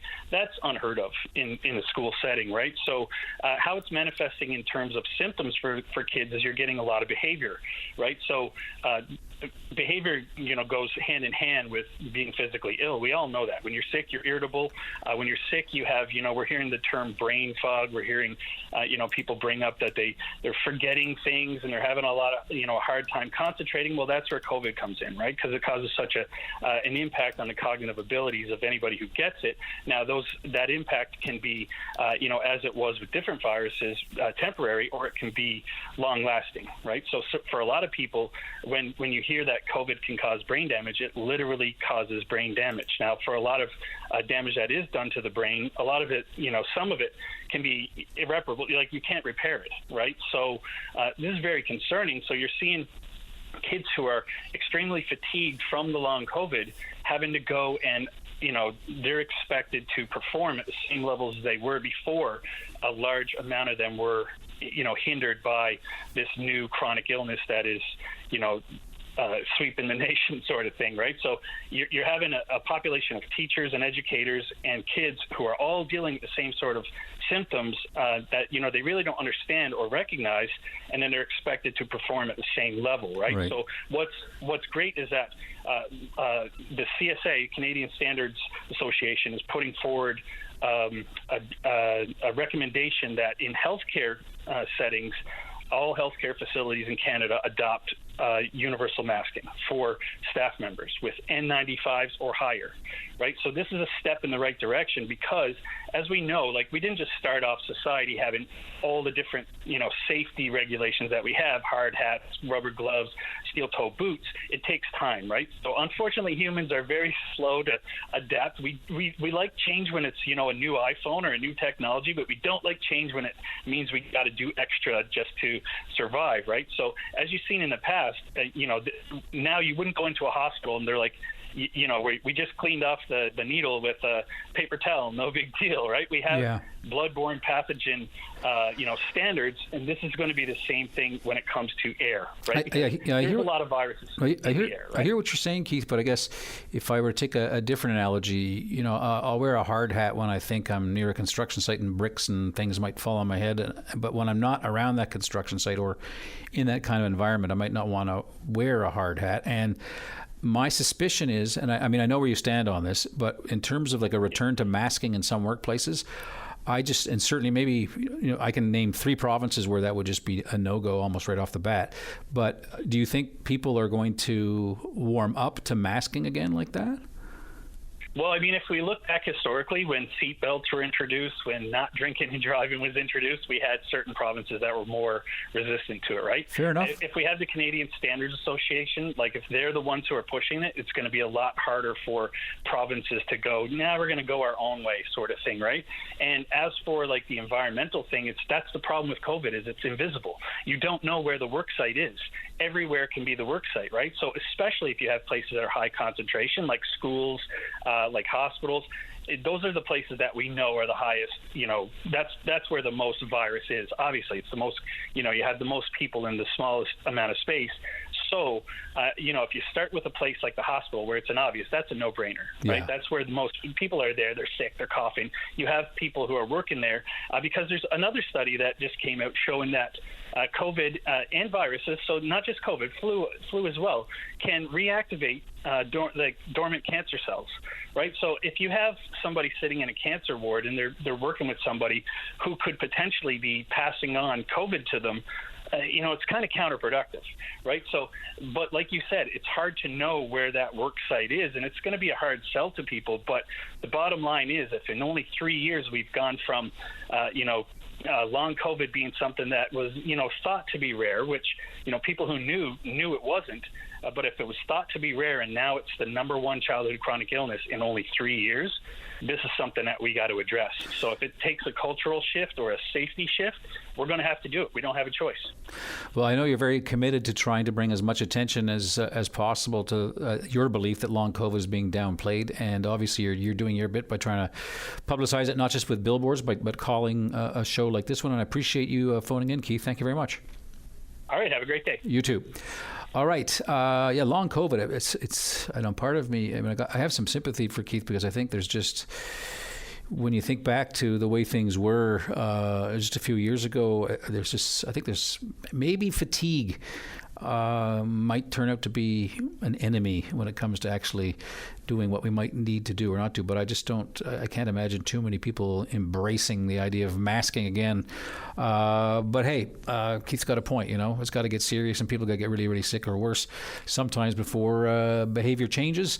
If you want to weigh in on that, are you ready to mask up again if needed, or should we do it in a preemptive way, as Keith suggests? I'd like to hear what you think. You know the numbers. You can call in right after the break. We'll wind down open line on this Thursday, the final half hour of the show. That's coming up.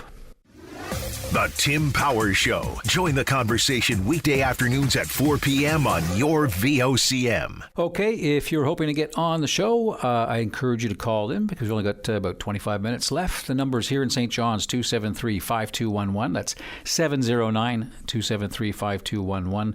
And toll-free 1-888-590-8626 right across the province. Would love to talk to you before we wind down the show for today. Let's go to line 2 for one of the topics that, to me at least, generated a surprising amount of interest, and that's the fixed link. Robin Hancock joins me. Good morning. Good morning, Anthony. How are you? I am very well. How about you?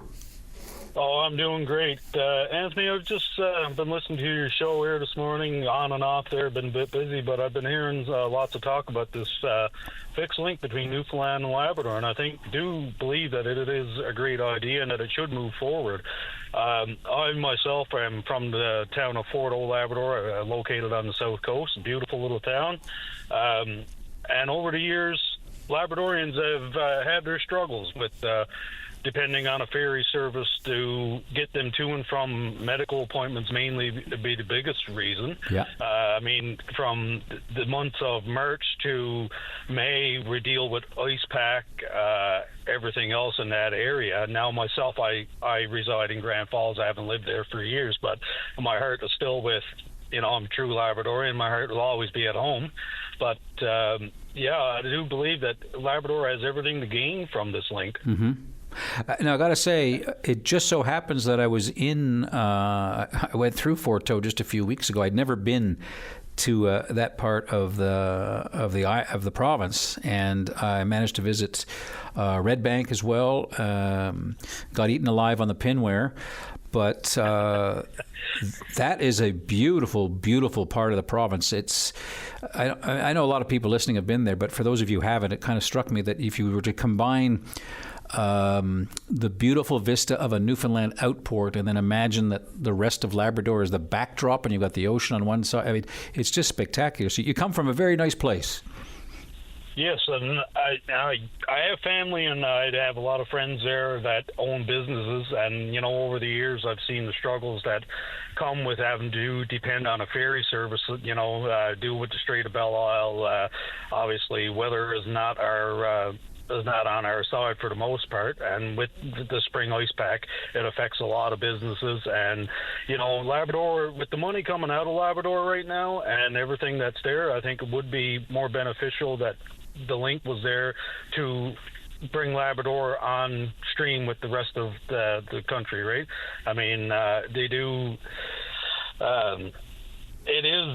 Like, I find that they are a bit behind in the times when getting stuff there. I mean, the people of Labrador have fought tooth and nail for everything that they have, down to the paved roads. I mean, it's only up to recent years that they had new pavement down there and resources like that. I mean, I think it's time now that we connect with the rest of the world and have everything. It would be very beneficial. I'm glad you called, because you're giving us like a Labrador point of view, because I know sometimes, and most Labradorians I know, there is, I don't want to say an inferiority complex, but there is kind of a frustration that people on the island don't sort of understand how different it is to be from there and what it is that Labrador gives and what it is that Labradorians don't get. So I hear on that, because so far, most of the calls we've received on Open Line have to do with how the fixed link would benefit the island. So I just want you to elaborate on that. What do you think the benefit would be, particularly for those communities across the strait? They have everything to benefit from a fixed link, because growing up there, I know that, with the ice pack and stuff like that, I mean, people are always having to travel to St. Anthony and Corner Brook area for hospital appointments, and then you're depending on provincial airlines. And now I've been hearing talks, whether this be true or not, that they're vouchers, because before the provincial government would subsidize your plane ticket out for the travel to those appointments, and I'm hearing that it's being cut. So now every person's going to be on the hook to pay their own plane ticket. And I mean, if you know anything about it, that traveling within the province is very expensive, and not everybody has the luxury or the money, to be able to upfront pay for a plane ticket to travel for a hospital appointment. Yeah. And I mean, yeah, I mean, I fly back and forth from Natwishi, so I know exactly what you're talking about. Exactly, right? I mean, that is the biggest concern there. I mean, I would also think that the South Coast would flourish. I mean, especially summertime, with the tourism industry being a very big factor there, especially Red Bay and those areas where the UNESCO historical sites, right? Because I mean, a lot of people just can't get on the boats, right? I mean, whether it be weather or overbooked or whatever. But the businesses there would flourish as well, and even in the winter times, like. I guess you probably heard a lot about it as well. The gas, the freeze on the gas, right? The gas prices and stuff like that. I mean, I would think that would be opening up to that, they could have a sensible gas price that, follows with the rest of the province, not sticking at $2 a liter for all winter long. I mean, that's hard on the wallets, right? Especially of those of the business owners and the consumers on that end. Well, I was thinking, whether it's Lanticleer, Forto, or Red Bay, I mean, the Basque Whaling Station and the lighthouse and the beauty of that, I think if you actually had a reason for people to go up there, they would probably say, okay, we were going to be driving through that tunnel to head to the island tomorrow, but I had no idea that this was, why don't we stay here an extra night? And I could so easily see that, so I can't disagree with anything you said. Yes, and with a fixed link, they are free to come and go as they like. You're not having to make plans around based on a ferry schedule or following the weather constantly to figure out, is the ferry going to cross today? So we got to cut our vacation short. I mean, that's what I had to do this spring when I was down there. As a rotational worker, I was on my 2 weeks off, and I was down there, visiting family and whatnot. I wanted to stay longer, but due to the ice pack, I had to cut my vacation about 5 days short because of those issues, right? Yeah. Yeah, no, I guess the one thing a tunnel gives you is, a well-constructed tunnel. It's there. So it'll be there, whereas, a vessel, depending on whether it might not. Hey, can I ask you one quick question that has nothing to do with why you've called? It's something that I learned when I was in your neck of the woods in Forto. Sure, go ahead. Okay, so I met some guys of a certain generation, and they told me, and these guys are like Labradorians through and through, and they told me that they had Quebec birth certificates because the Catholics were born in Quebec in their day, and the Protestants were all born in Newfoundland and Labrador on that side. Is that true, or are these guys like pulling my leg? You know what? That's a good question, because when I was home, I had spoken to an older friend of mine. He was having trouble obtaining a passport. So when he got his passport and he presented his birth certificate, he's from Penmere, Labrador. When he presented his birth certificate and you traced it back through, they were saying he was born in Harrington, Quebec. Now, I'm not sure if his family is of the Catholic background or what. Yeah. But that's about the second or third time I've heard that. Yeah, apparently, if you're a Catholic, you're a Quebecer, whether you want to be or not. Yes, and in saying that. It is a more Catholic presence on the Quebec side versus on the Labrador side. But, I think it was because I think because back in the day you could because you remember when things were segregated in schools and hospitals as well. If you were Catholic, you went to Quebec to be born, and if you're Protestant, you stayed there on the Forto side. But just a little kind of a quirky bit of history there. Listen, I'm really glad you called in, and another tick in favor of the fixed link. Nobody's called in to actually say it's a bad idea, which I find surprising, because usually there's always somebody who'll speak out against something, but that has not been the case with this idea. So who knows? And as you know, you've got a prime minister who says he's looking for nation-building projects. So who knows? Certainly the MP in the area who started Open Line off this morning, he seems to be in favor. The outgoing MHA is. So let's see what happens. But thanks for calling. Yes, thank you. All right, all the best in Grand Falls, Windsor. Robin Hancock, originally from beautiful Forto. Okay, one more break before we wind down Open Line for this Thursday, the last day, 31st day of July. Okay, let's get right to it to wind down the show. We're going to go to line 6. Allison joins me. Allison, welcome to the program. Thanks, Anthony. How are you doing today? I am absolutely fantastic. I couldn't complain about anything, which is, I have to admit, Allison, not usually the way I am, but I'm very happy and content. I'm delighted you called in. What's on your mind?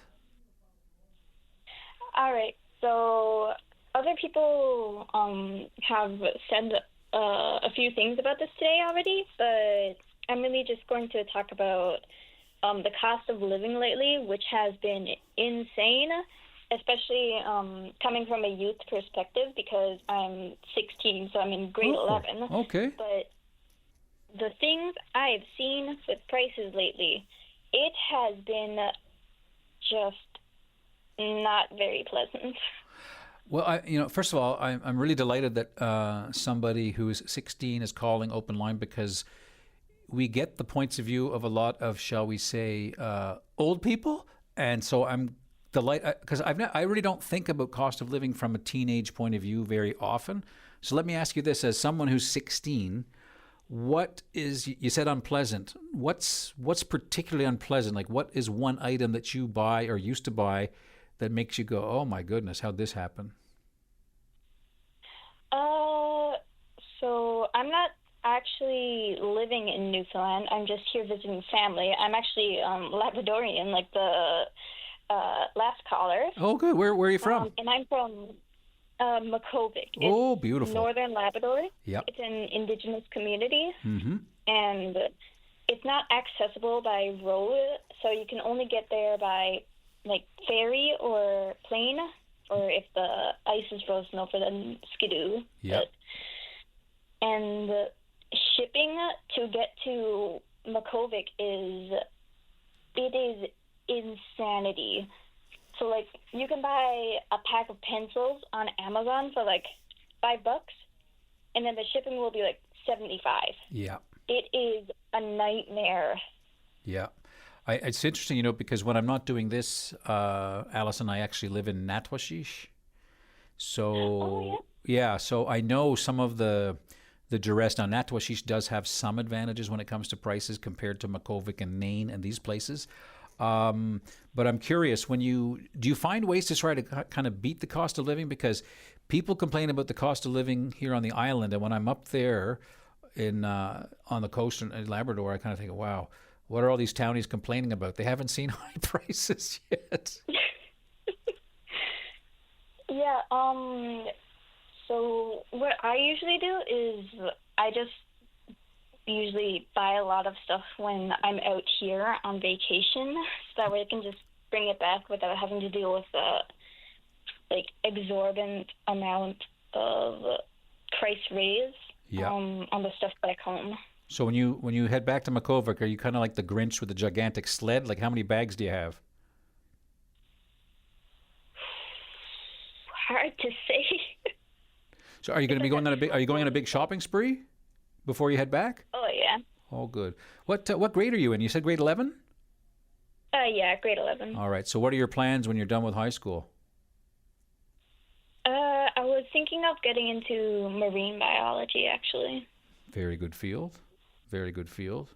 That way, if you become a marine biologist, you'll be able to afford the prices of things. Hopefully. So just before I let you go, was there a particular reason you wanted to talk about cost of living? Was there something that kind of said, okay, I got to call in? Yeah, mainly because just I've seen gas prices lately, and obviously as like a young Inuit, just the cost of like even medical flights out, like urgent ones, even those are so expensive to get to like Goose Bay.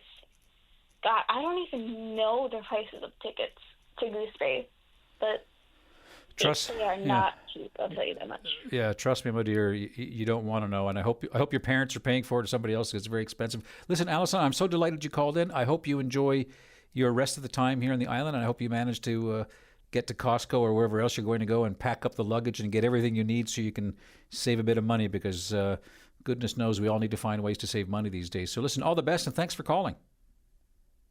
Yeah, thank you. Okay, bye now. Bye. That's Alison from Makovic. Nice kind of Labrador flavor to Open Line today, which is always good. Okay, we're going to wind down the show now with Daryl Hines, who is entering politics, and I tip my hat to anybody who decides to do that. Daryl, good morning. Good morning, Anthony. Thank you for taking my call, sir. Yeah, I'm a long-time resident of Mount Si. I live up in Kenmount Terrace, and of course, last number of years, I've been a strong advocate for the school PwC collector system in schools, because there's a lot of overcrowding in Larkhall and Leary's Brook Junior High, which is, I know, is a past school council chair about, but there's a number of issues all over the district, actually. So I've put myself forward for the PC nomination of Mount Sion, and it opened Saturday. And I must say, I posted, and I've had, literally hundreds of phone calls and emails and Facebook messages, and there's a lot of ways to reach you nowadays. So Yeah. I've had a pile of messages and people reaching out and all that, and it's been really great. So I'm just, putting it out there publicly and telling people, as much as I appreciate all the support from friends and everything else, you need to actually contact me or get registered with the party, because just in case the nomination's contested, you have to be registered in order to vote. Yeah, I was going to ask you, Darrell, and congratulations. It's a big decision to put yourself forward, because not everybody is keen on politicians, even though I think we live at a time right now where we need really good people to come forward. So good on you. For having the courage to come forward. What you mentioned overcrowding in schools. What do you think is the major issue in Mount Sion that you would like to bring to the floor of the House of Assembly? What concerns you the most?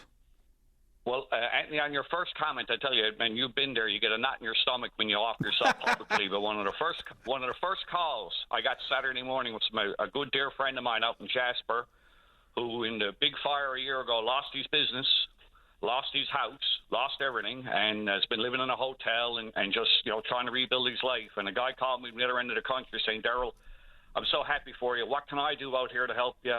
Who can I call? How can I help you get elected? So if you need inspiration and some humbling in this business, it's getting a call like that early on from someone who's dealing with so much themselves, Right. But anyway, getting back to the school issue, I mean, fundamentally, and Paddy, of course, would be much more familiar with this, we have another reconfiguration of the PwC school system, which would be, Mount Terrace goes down to Larkhall Academy, and essentially, Anthony, government now has decided, because they're going to finally build a new school up here, which has been, years delayed, years in the making.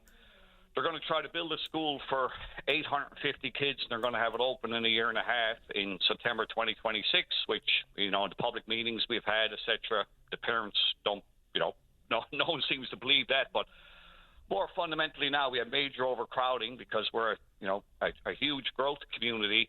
And so in the latest announcement, they're going to close Larkhall and Leary's Brook when the new school opens. And the problem with that is, most fundamentally, the new school they're building is going to have capacity for 850 children. The two schools we have down there now, aside from anything else, have 1,000. And we've asked the Minister of Education, we've asked the MHA up here, emails and public, at the announcement. And as one of the people on our little school committee said, the math just don't math.